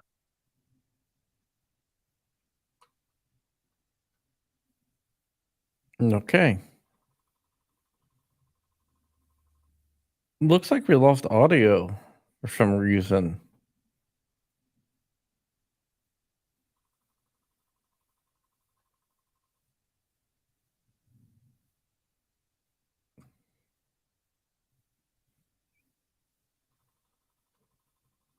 All right, guys. Let's see what's going on here. The state. Oh, there it goes. For similar Oh, yeah. reasons, plaintiffs have failed to show any injury in fact traceable to the background checks requirement. They haven't shown that they will face any obstacles in purchasing ammunition once those background check requirements come into effect later this year. On the merits, all these laws are consistent with the nation's historical tradition of firearm regulation, and your honors need look no further than footnote 9 of Bruin, which states that nothing in this court's analysis should be interpreted to suggest the unconstitutionality of shall issue licensing regimes, such as the licensing regime for the purchase of semi-automatic rifles. Bruin goes on to specifically cite background checks in firearm safety courses as examples of components of a lawful shall issue licensing regime. Justice Kavanaugh's concurrence makes the same point. He states, shall issue licensing regimes are constitutionally permissible, and they may require a licensed applicant to undergo a background check and training in firearms handling. And the reason these laws are constitutional is twofold. First, they do not necessarily prevent any responsible, law-abiding citizen from keeping and bearing arms. Indeed, plaintiffs have not shown any infringement of their own Second Amendment rights here. That's why they lack standing. It also means they fail to show that these laws implicate their Second Amendment rights. And the second reason is that these laws are consistent with laws, a longstanding tradition of laws designed to ensure that only law-abiding responsible citizens possess arms in this country, preventing dangerous people from bearing arms, essentially. And I don't think any court has disputed that a state can take certain reasonable prophylactic measures to ensure that dangerous people do not possess and bear arms. Unless there are any further questions, I'll rest on my briefs. All right. Thank you very much.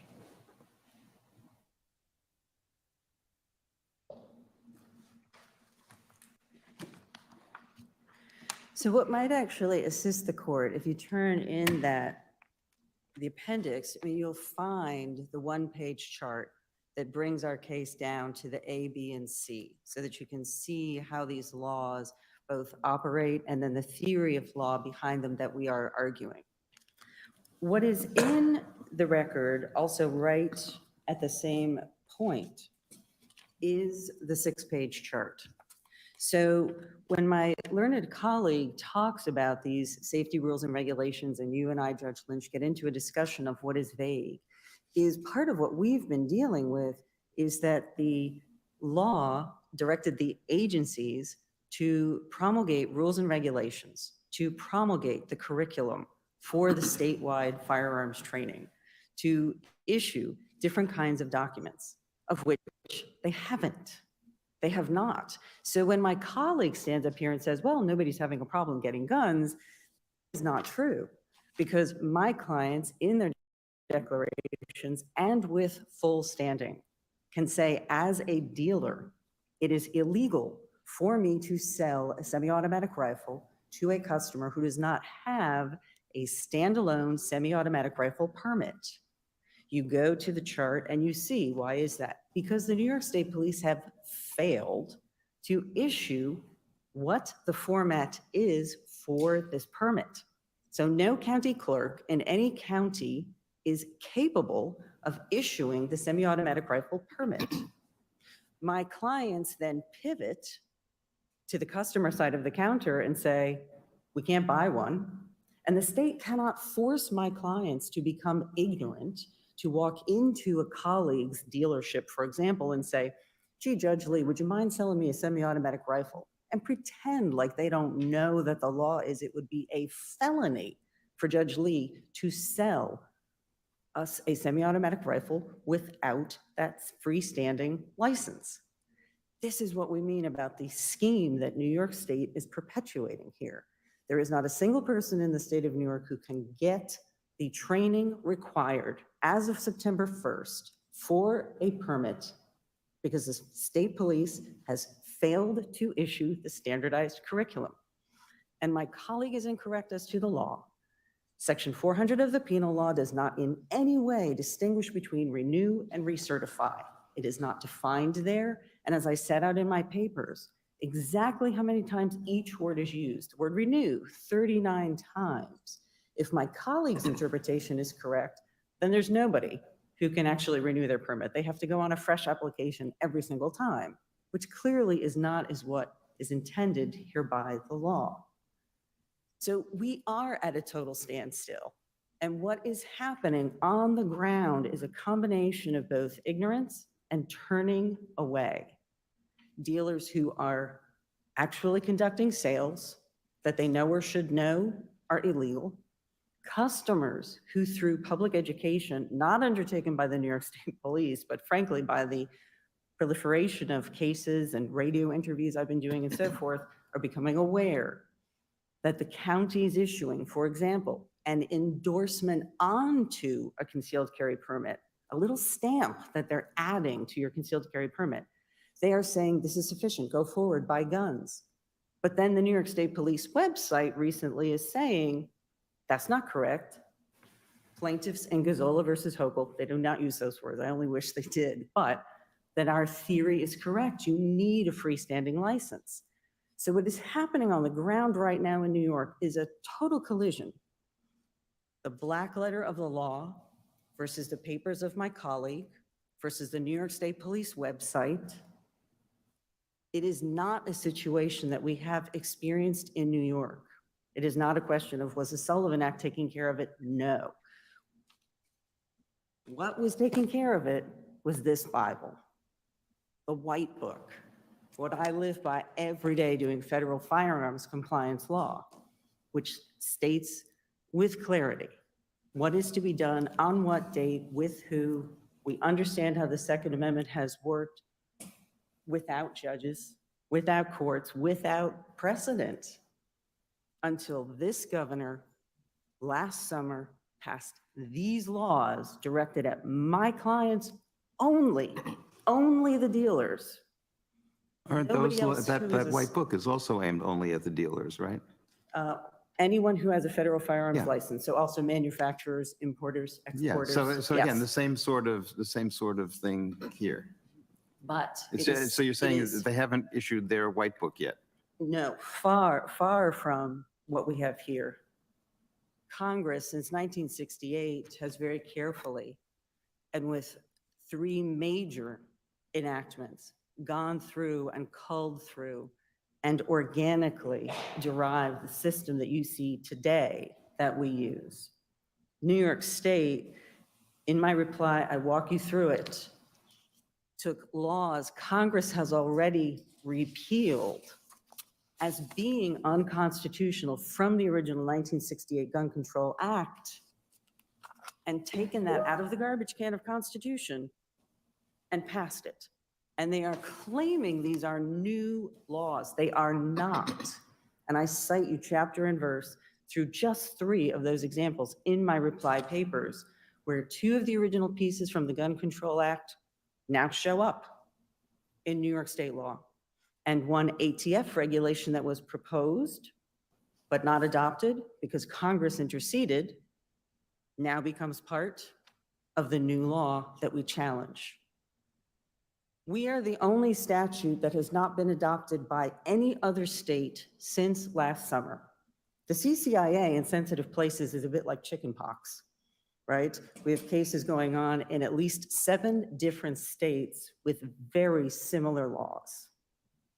New York General Business Law, Section 875 is alone. There's not even any amicus briefs in this case. That's why I pointed you to and quoted from an interview done where the architect who worked with the governor, per her own admissions at a press conference, says to the Wall Street Journal, whatever's left after they get done in the court. This is not about public safety. This is absolutely a frontal assault on the Second Amendment, cleverly done. But we've dug to the bottom to even interpret for you what were the origins of these unconstitutional laws. I'm the sweeper, so unless you have more questions, I guess I would say thank you on behalf of all plaintiffs. I've spoken with the other counsels, and we do all appreciate this historic opportunity to be with you this morning. All right. Yes, thank you. And thank you, Thank you. to all the advocates, excuse me, who've argued today. So that's the last case on our calendar. So I believe we are ready to adjourn now.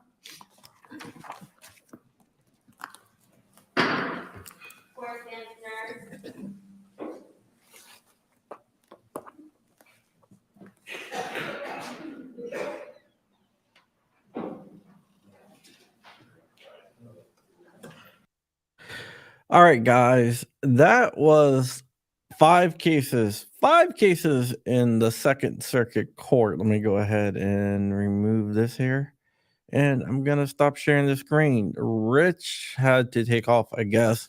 He's not here, so whatever. I decided instead of making a video just to do a live stream so you guys can actually hear it for yourself.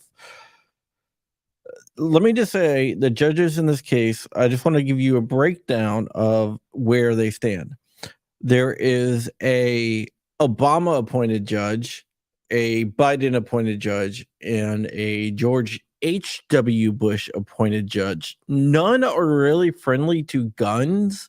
This is probably the worst the worst pick of a 3-judge panel that we could get in the Second Circuit. No matter what they decide, well, the Supreme Court has basically told them what they have to do, but I don't know if they're going to do that. Whatever they decide, there will be a appeal by either side to have a en banc hearing. I'm more interested in the en banc hearing than anything else, because once it goes en banc, which I'm sure this will, and I'm sure no matter what, most of these cases, at least 4 out of the 5 cases, will be picked up by the en banc hearing. I am pretty sure that that they will be granted an en banc hearing. Once that happens, what happens is whatever these 3-judge panel decides is vacated, and then then it's on with that. And after the Second Circuit decides, then what happens is they can do what's called a writ of certiorari to the Supreme Court, basically asking the Supreme Court to hear the case. Either side that loses is going to do that in all 5 cases. It's also known as a writ of cert, and it's a petition to the Supreme Court to hear the case. SCOTUS does not have to take up the case. They can grant cert or they can deny cert, which means they can say, we will hear it or we won't hear it. So that is what is going on with that. Any questions out there? Rich, do you have anything to add? All right. Yeah. So what's the timeline on that? There isn't a timeline. Like, could it be years? I mean, it's No, so we're not talking the weeks, Supreme months. Court, the Supreme Court, these are all like emergency hearings. And the Supreme Court was the only reason why they got an emergency hearing this fast is because in Antioch, when they asked the Supreme Court to step in and they said, hey, we're not going to overstep our bounds. Right. Blah, blah, blah. But if it isn't quick, come back and we'll give you relief, or if you don't get the relief that you think. I would say I don't know like if you 1 to 2 weeks, but that's just a guess. I mean, my guess can be right. There is no Travis Jordan, Jorgensen. There is no second hearing yet. It depends on what happens with this. I am sure either side's going to ask for an en banc, and I'm pretty sure. So now this court hearing was a New York court. I mean, it's like Second whatever Court of Appeals, blah blah blah blah blah. But it's not a New York per se. They have the circuits are broken up into multiple states, so there is not one. There's not one state. This, for example, covers New York, Vermont, and Connecticut, I believe. So yeah. So yeah, those 3 states, I believe the Second Circuit covers. All right. I'll tell you what infuriates me is the Bruin decision was specifically about New York concealed carry. And New York has gone freaking total rogue, like there has been no Bruin decision. In fact, like the Bruin decision was decided in their favor. Because even if the Bruin decision was decided in their favor, they would have done exactly what they just did with the what was it? The Concealed Carry whatever Betterment Act. The Concealed Improvement Carry Act, Improvement which Act. did not. So again, like I've always said, if there was a law that said to love and care for puppies, there would be a wood chipper involved in it. Whatever the law is, Concealed Carry Improvement Act did not improve concealed carry. In fact, quite the opposite. It made it so. My flight instructor in New York has a business, auto parts business, and because of his auto parts business, he has a concealed carry permit. And prior to the New York State Concealed Carry Improvement Act, the purpose of him having a gun permit, a carry permit, a pistol license in New York, was he could take cash from his store with his gun on him to the bank. With the Concealed Carry Improvement Act, he can't do that. It prohibits him. So it's like, it doesn't go like this. It goes like this. It's like, what the hell? So what pisses me off about the Concealed Carry Improvement Act, all of these lawsuits, is it just spits in the eye of Bruin. It's complete BS. Well, to phrase Olson, it thumbs its nose at Bruin. Thumbs its nose is the politest way of saying it. Yeah, well, they're lawyers, so they have to say it the politest way. In what is that? Oh no, Rich is a lefty. Yeah, left-handed. That's it. That's as far as I go left. I'm to the right of Rush Limbaugh. Yeah, Rich is to the right of me. I'm more of a libertarianish type of guy, and Rich is more of the traditional conservative. Nah, I don't think so. I don't. Yeah. No, John, I think we were very closely aligned in our opinions. I might be pro-Trump. Drugs. What drugs should be illegal? So, all right. One of the things. None. If you were a libertarian, you would say none. No, I'll tell you. So here's my opinion on this. Whatever the U.S. has been doing as far as illegal drugs has not worked. And I've seen. What country is in Europe that doesn't have a government? Is it Spain or not Spain? What's it? Portugal? Is it Portugal that hasn't had a federal government? Apparently in Portugal, they made everything legal and got everybody care for it, and drug use has dropped dramatically. Yeah, there's several different countries that have done that. But let's not get into drugs. I just want to have a quick answer, not a dissertation. Yeah. So my answer is a little bit more complicated for me personally because I barely drink. While I claim to enjoy drinking, I barely drink. Okay. Well, I said let's chop the drug thing. Yeah. All right. So can I ask another question? I don't want to go down this rabbit hole because we can save that for later. Did you look at the Palmerady injunction? Which one? So Sunday night, apparently, Jared Guns and Gadgets had a video that Sunday night a judge really slammed the ATF's junk in the door on an injunction on a TRO. Temporary. The TRO and an injunction is. All right, whatever. Yeah. Okay. A TRO. So I don't. A TRO is. An injunction is great. A TRO is temporary, which means. Yeah. So does it mean Palmerady can sell what they sold 2 years ago, or what does it mean? Yes. Well, they can sell blanks at least. So, all right, for those that don't know, Polymer, I have some on the other side of my desk here.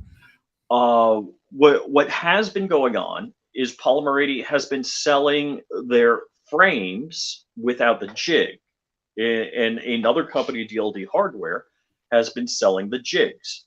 So you can build a Polymer 80 like you used to. You just can't get all the stuff from one company. You had to get it from two different companies. Because what the letter was, this December or November, ATF wrote a letter Yeah. basically saying that, oh, wait a second. I'm going to have to can't- review the case. I've been kind of Okay. not exactly sure what the judge. I've been kind of under the weather. Yeah. And you need all the rest you can get because Thursday you're traveling. Yeah. I mean, today's like my quarantine officially ends today. So I almost want to call Jared and say, hey, what the hell does this mean? But because he went over the technicalities of it. No, I got the ruling right. I got the ruling right here. I just haven't. Yeah. You want to do it live? I mean, if you want. Yeah, let's go ahead. I mean, I got the ruling. I already have the ruling, so might as well do it. If you're so inclined. Because it's like 24 pages. It's not that long. Yeah, it's not. Most of it's going to be just, So it's quoting the different cases. Yeah. So I would. Yeah, basically first is the history. Yeah. And stuff like that. I would skip to 2/3 down because that's probably where the important parts are. Yeah, we're looking at the ruling. Legal standards. So basically, right, what this does is basically gives you all the legal standards cases, the analysis and stuff like that. Okay, basically, let's go ahead and talk about what you need to do before we get into this. All right. You need to show that you are likely to succeed on the merits, right?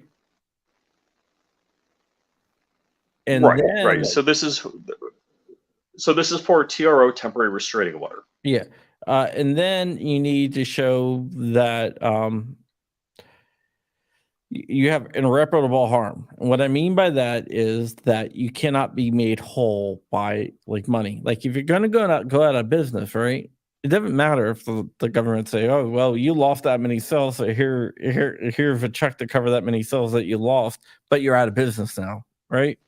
Or you had to lay off all your staff. But yeah, I'm looking at what this is. I'm being told that this is just for standing.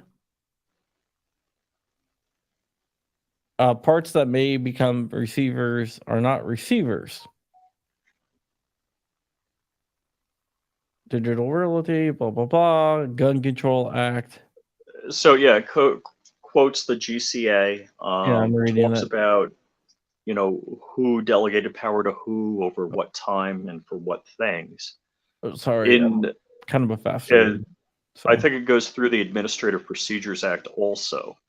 And basically what the Administrative Procedures Act says is it has to be interpreted for the citizen in the most broadest terms. You can't. I like this.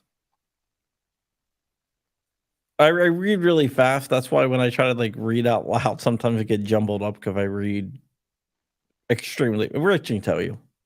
Yep. Oh, I thought I was scrolling on live. No. Yeah, you dropped off from that. You initially were. Sorry. Can you go ahead and read that? So that the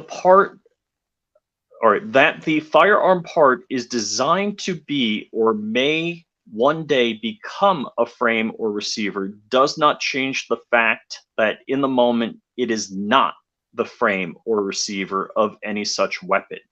And so that's USC 921 A3B. It's 18 USC 921. 18 USC. Yeah. Sorry. 921 section A3. Yeah. Yeah. So he's quoting existing law there. That's nothing new. Yeah, yeah.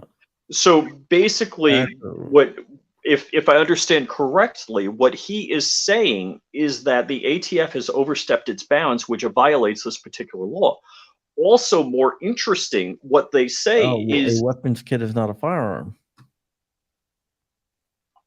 yeah, you want me to read this? Yeah. So plaintiff is also likely to succeed on the claim that the final rule unlawfully threatens weapon parts kits as treats weapons parts kits as firearms. The final rule contains its own definition of firearm, notwithstanding that of the GCA already defines the term. Under the final rule, We'll get the to the order. term shall include a weapon parts kit that is designed to or may readily be completed, assembled, restored, or otherwise converted to expel a projectile by the action of an explosive. I'm not going to give you the BS definition of firearm. That language conflicts with the statute's term firearm. The ATF has no general authority to regulate weapons parts. That's a big deal. That's that's wood chipping their junk in the door, not just junk in the door. So The phrase is designed to and may readily be converted and assembled from various parts of the statute, cobbling them together to form the ATF's own definition of a firearm. Okay, from what I've seen so far on this decision, it's like Crump or myself would have written it. So this is pretty powerful.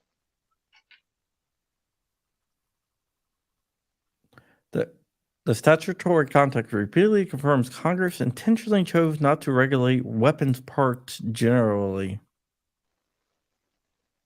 Yeah, this is a big deal. They also hit on, so if you include documentation or instructions, that is a violation of the First Amendment.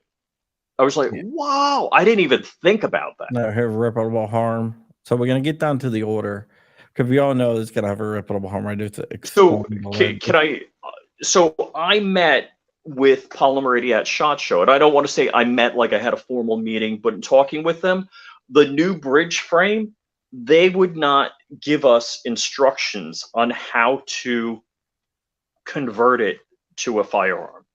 Like, that's up to you. I'm like, so no video, no instructions, no, I'll buy you a beer, you'll tell, none of that. They were like, they were absolutely 100%, we're not talking about it, you got to figure it out yourself. So, and some, I guess they did get a preliminary injunction. Oh, okay. All right. So in sum, Polymerity Inc. has shown it is entitled to a preliminary injunctive relief, having considered the arguments, evidence, and law. The court holds that relevant factors weigh in favor of a preliminary injunction. When ordering injunctive relief, the court is obligated to state specifically and in reasonable detail the act or acts restrained or required under the injunction and fed whatever. According, the court preliminary enjoins defendants and their officers, agents, servants, employees are enjoined from implementing or enforcing against Polymer 80 Inc. or its customers in any manner the provisions in 27 CFR 478.11 and 478.12 that the court has determined are likely unlawful in keeping with the relief this court has afforded to other similarly situated manufacturers, meaning who's the other company that does something like Polymerity?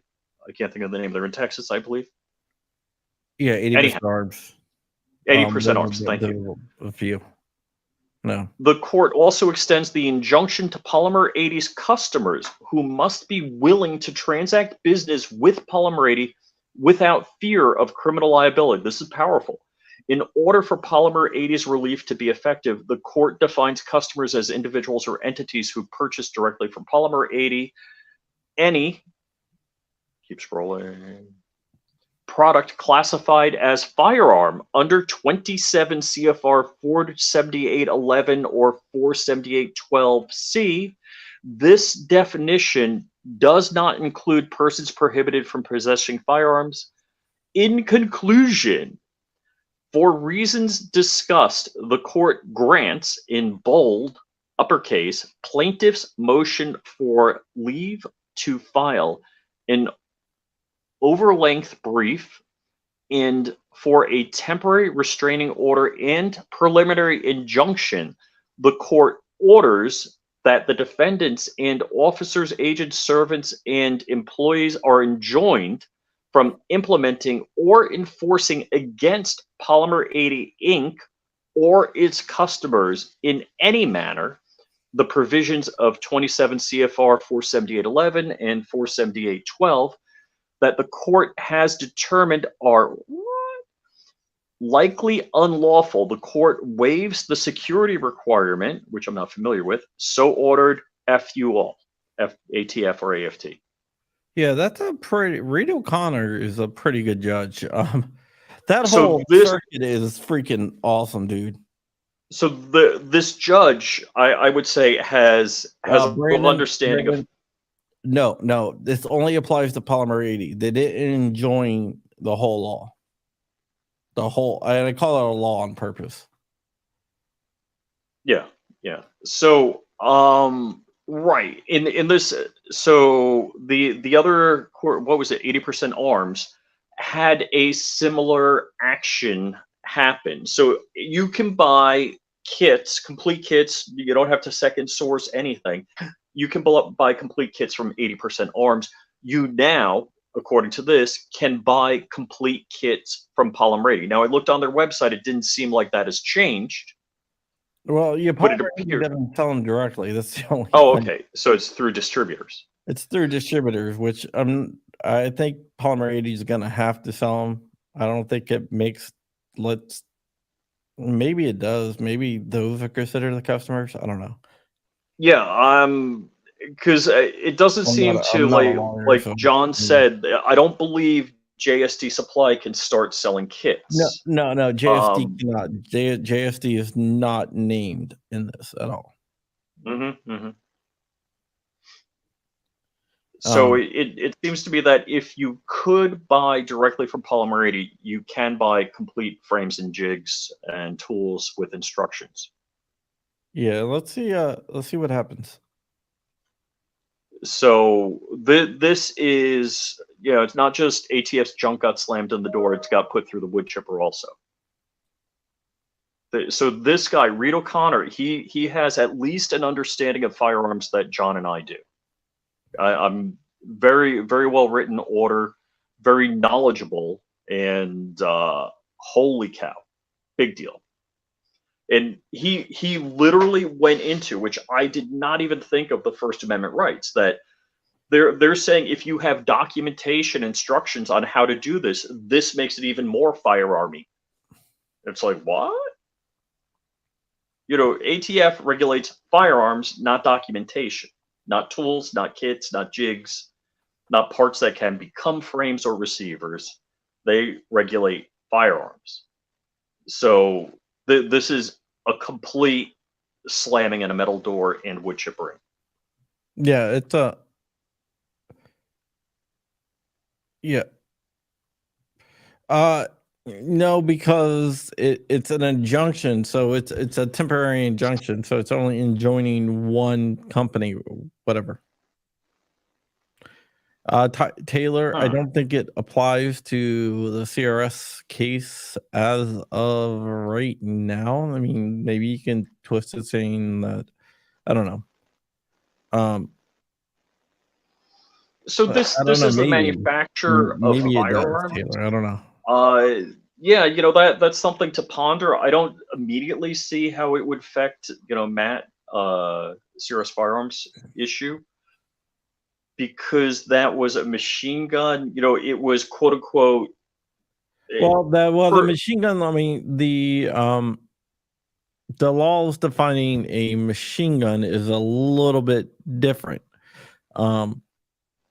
the machine gun actually in the law itself, it states that anything that can convert a semi-automatic rifle or a semi-automatic firearm to a fully automatic firearm by statute is a machine gun. There's not something in the GCA that says, anything that can convert something into a firearm is a firearm, but it does state that in the NFA. So there's a couple of problems with Matt's case, and I don't mean against Matt. I mean against the ATF in prosecuting it. The auto key card. I would steer away from discussing Matt's case just specifically because I know we're on the main channel. I guess. Okay. Either channel. The ATF does watch. And all right, they do watch in regards to Matt. All right, let me just say, I think in a fair court, they have a big challenge. Yeah, to make this right, yeah, I don't want to really get into specifics.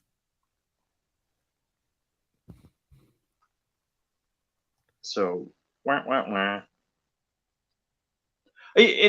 unfortunately, you don't want to give the other side too much ammunition to use against you. So that's why we're not talking. Yeah, someone just wrote me, like the KGB. Somebody just wrote me, is it legal for me to give you a Mac 10 if you in Virginia? Since you're in Virginia, I'm like, yeah. Give me a Mac 10. I don't think anyone's going to give me a Mac 10, but it's just a weird text message to get. I guess, I don't know, somebody was trying to ship a Mac 10 to Virginia or something like that. But if anybody wants to give me a Mac 10, I'm open for it. Really? You don't own one already? Not a Mac 10, Mac 10. Oh, you have a, what is it? Masterpiece Arms Defender. Masterpiece Arms. Okay. Which is Mac 10-ish. It's Mac 10-ish, but it's not a Mac 10. I have a Mac 11-ish that I printed. Nice. It's close. Jackson says he's about to weld up a Mac today. Is it a Mac Daddy? Mac 11, 9. Yep. Cool. Yeah, I have the Obsidian from 1776, and I got to screw it together. I got to clean up the parts and screw it together. And unfortunately, it's been a stupid amount of time since that's been ready to go, and I have. So, yeah, I usually gunsmith on the kitchen counter, and I have to plan that when my wife's not around. Oh, okay, that's interesting. Well, my daughter's back to school from spring break, so I get to put all my 3D printers in her room again. So maybe I'll clear up room on my desk. Any news on the 3D stuff? Not too much. Well, what would be news on 3D stuff? Like legality, or what are we talking about? Yeah, there's a couple different things. Is there legislation or court cases I'm not aware of that deal with it? No, not really. There was one thing that I saw. Sorry, COVID brain. In the military thing, where I think they were aiming at 3D printing.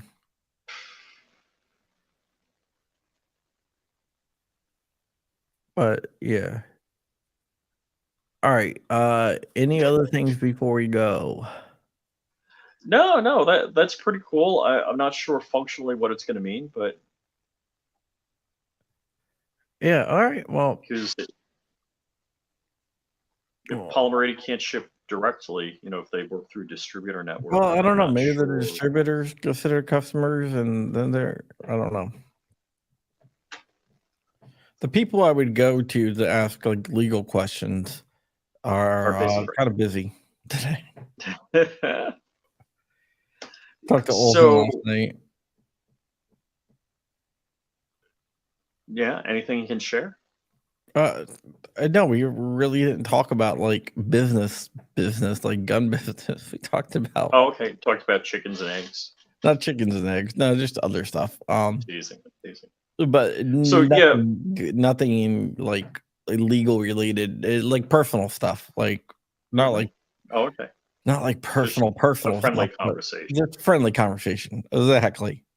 So, Like how you Palomarides, doing? yeah, Palomarides site is not an e-commerce site. It's like, hey, get this through our distributors. So, it'll be interesting to see what this really means as far as can their distributors sell or not.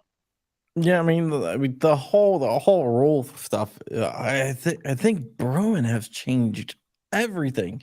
It has changed the landscape of gun rights more than anyone knows. And when it happened, people were talking about like the day it happened, right? People were like, "Oh, it's carry. You can't ban carrying in states." And I told Rich, because we were on the show, I was like, "That's not the big thing. Like people don't understand how big this is." And I pointed to, I was like, "What the big thing is going to be the elimination of intermediate scrutiny, the elimination of the two-step test." The first thing that stuck out to me is that I was like, wow, I was like, this just killed gun control. And people are still talking about, the concealed carry, but I wanted to stress, and I still want to stress, and I told Rich this originally, that it's great that you can carry in 50 states. They have to have some type of concealed carry law. But the big thing is the second part that was ruled, and I was not expecting it to go as far as it did. I mean, it's just devastated gun control. I mean, that's the death of gun control is Bruin. And you can see, like today, the New York lawyer was trying to argue, hey, we can use 20th century laws. It's like, no, you can't. But they're pulling because they have to pull that far because Bruin just dominates them. And I listened to one case. I think it was out of New York where the state was like, "Oh, we don't have any. We couldn't find any historical analog. So, but you can look." And the judge was like, "Oh, it's not my job. That's your job to bring them to me." Wow, what is wrong with them in New York? Because there's not historical analogs. That's why in this case they were trying to use, that's why they're what trying argument to, they made in New York was like, well, we used to be racist, not let other than whites carry. Well, the 11th Circuit, and I'm seeing this more and more. Anti-gunners are telling courts to use this. Use the ratification date of the 14th Amendment, because the 14th Amendment says, hey, the Bill of Rights applies to the states, instead of the ratification date of the Second Amendment. And the reason why they're doing that is because the 14th Amendment was ratified in 1868. In 1868, we had a lot of laws. What were they called, Rich? It was the Jim Crow laws? Yes, Jim Crow laws. Exactly. So they're all pointing to these Jim Crow laws as the reason why that they can pass gun control. And as our friend Maj Troy always says, all gun control is racist. I mean, it's just not him, but he says that a lot. A lot of people say that. And what this is proving, and by these states arguing that, we have to take consideration of the 14th Amendment, not the Second Amendment ratification date, is that all gun control is racist, because that's what they're pointing to. In New York, for example, when they and Antonyuk, when they argued against it, they pointed to like the U.S. government regulating firearms ownership for blacks, or the U.S. government regulating firearms ownership for Catholics, or the U.S. regulating firearm ownership for Native Americans. We all know how that turned out for the Native Americans, right? We have Wounded Knee. That's gun control. That's That is the not so. that is the finish line of gun control is Wounded Knee. Never, ever, ever let anyone take your guns. I mean, guns is the reason why we are free. When I see a gun, I don't just see a part of, a defense tool. I don't see a piece of metal. What I see is liberty, right? Liberty is what I see. That gun says, you cannot shackle me. That gun will allow me to throw off the chains of servitude. You can have dangerous freedom or peaceful servitude. I choose peaceful servitude anytime. Hey, Rich, I got a question for you. What do you call a slave with a gun? What do you call what? A slave with a gun. A free man? A former slave. Exactly. Right.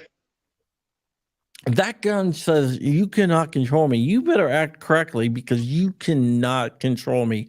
I have the means and the ability to fight back against tyranny. Tyranny will not come to this country as long as we are armed. I know we can't. It's funny. I have written on the whiteboard here because I want to remember it. I want to do either a T-shirt or a patch. It says "More dangerous freedom, please." That's like I don't know if that's the great phrase, but that's something I'm trying to work on or incubate into a patch or a shirt. Yeah. You guys just keep on pushing out there, leftist, anti-gun people. You guys just keep on pushing. I don't think you're going to like where this ends up if you keep on pushing. It's kind of like the left is shining a light on our freedom because as we stand, you have concealed carry rights or is it open carry rights in like 50 states now. So these things are on the increase. Yeah, it says, look, you know what I'm going to do? Sorry, I'm in my sweatpants because I'm still kind of under the weather. You know what I'm doing? I'm drawing a line in the fucking sand, okay? And you're not going to cross that line. I drew it on the carpet, but you guys get the point. You're not going to cross that line. We're done taking your bullshit. We're done. We keep on complying. We keep on complying. And you guys keep on moving the line a little bit further, a little bit further, and a little bit further. Well, guess what? We're not complying anymore. I will not comply with any new laws. These rules that the ATF proposes, what they are, they're de facto laws. They are circumventing Congress. They are acting alone. They are acting at the behest of a president. And what do you call a person that runs a country by themselves and make decisions by themselves? A despot. Yes, they are making decisions, trying to make Biden a despot. And guess what? You do not get to make that decision. The American people get to make that decision. And the American people decide you're full of shit and we're not going to comply. So if you want to come knock down my door, shoot my non-existent dog, go right ahead. But guess what? You will not take my firearms without a fight. Yeah, it's pretty nuts. And just on one of my channels, I have people, from places other than the U.S. commenting. It's like crazy country, you Americans. Well, it's like, take a look in the mirror. Over in England, which is probably one of the freest countries other than the U.S. They have zero rights. They have knife attacks. They have acid attacks in England. They have people throwing acid in the faces of people. They have their stabbing rates are ridiculous compared to the United States. Why compare firearms murders? Why don't you compare murders totally? And even if you do compare firearms murders on the basis of population, Mass shootings, we're not even in the top 10 of mass We're shootings. like 142nd on the list I of don't know, I think we're countries with 11, but shootings and murder. no, mass shootings I'm talking about. Mass shootings, that might be different. But as We're far as like 11, death with but- firearms, we're like 142nd on the list. Yeah, I mean, we have more firearms than we have people, and like people over in Europe are like, "Oh, that's shocking. That's shocking." Well, go F yourself. Guess what? We're not part of Europe. You know, we had the chance to say, "Hey, we want to be European. We want to be colonies. We want to have a connection there." We said F that. Yeah. We threw that off and we shot the Europeans in their faces because we wanted freedom. Real freedom, not this crony BS crap. You know what? If let's say like one of those European countries, they decide, that they want to have a dictator rise. Guess what? They can do that. They can't do it here. Well, that's like here. Somebody from England was like, "Oh, you Americans and your weapons." Well, I'm like, "Yeah, you aren't complaining about our weapons in 1945, 1946." Guess what? Before the United States became involved in World War II, the Soviet Union was going to fall. I mean, they fought back, and I give them credit for all the fighting back that they did. But do you know what where a lot of those weapons came from? United States. United States. I actually saw in a museum a Soviet Tommy gun. It's cool. It was out in Hawaii. And like they have a military museum out there on one of the bases, and they have a Soviet Tommy gun because we shipped multiple Thompson submachine guns. England, for example, Great Britain, we gave them weapons. Mm-hmm. Ships, aircraft, all that. So they need to shut their damn mouths. Be glad we're around. Yeah, but it's they're feeling much superior to us. I don't know why, but Without us, they would be goof stepping, doing a salute. Yeah, but us Americans, us crazy Americans, and our firearms.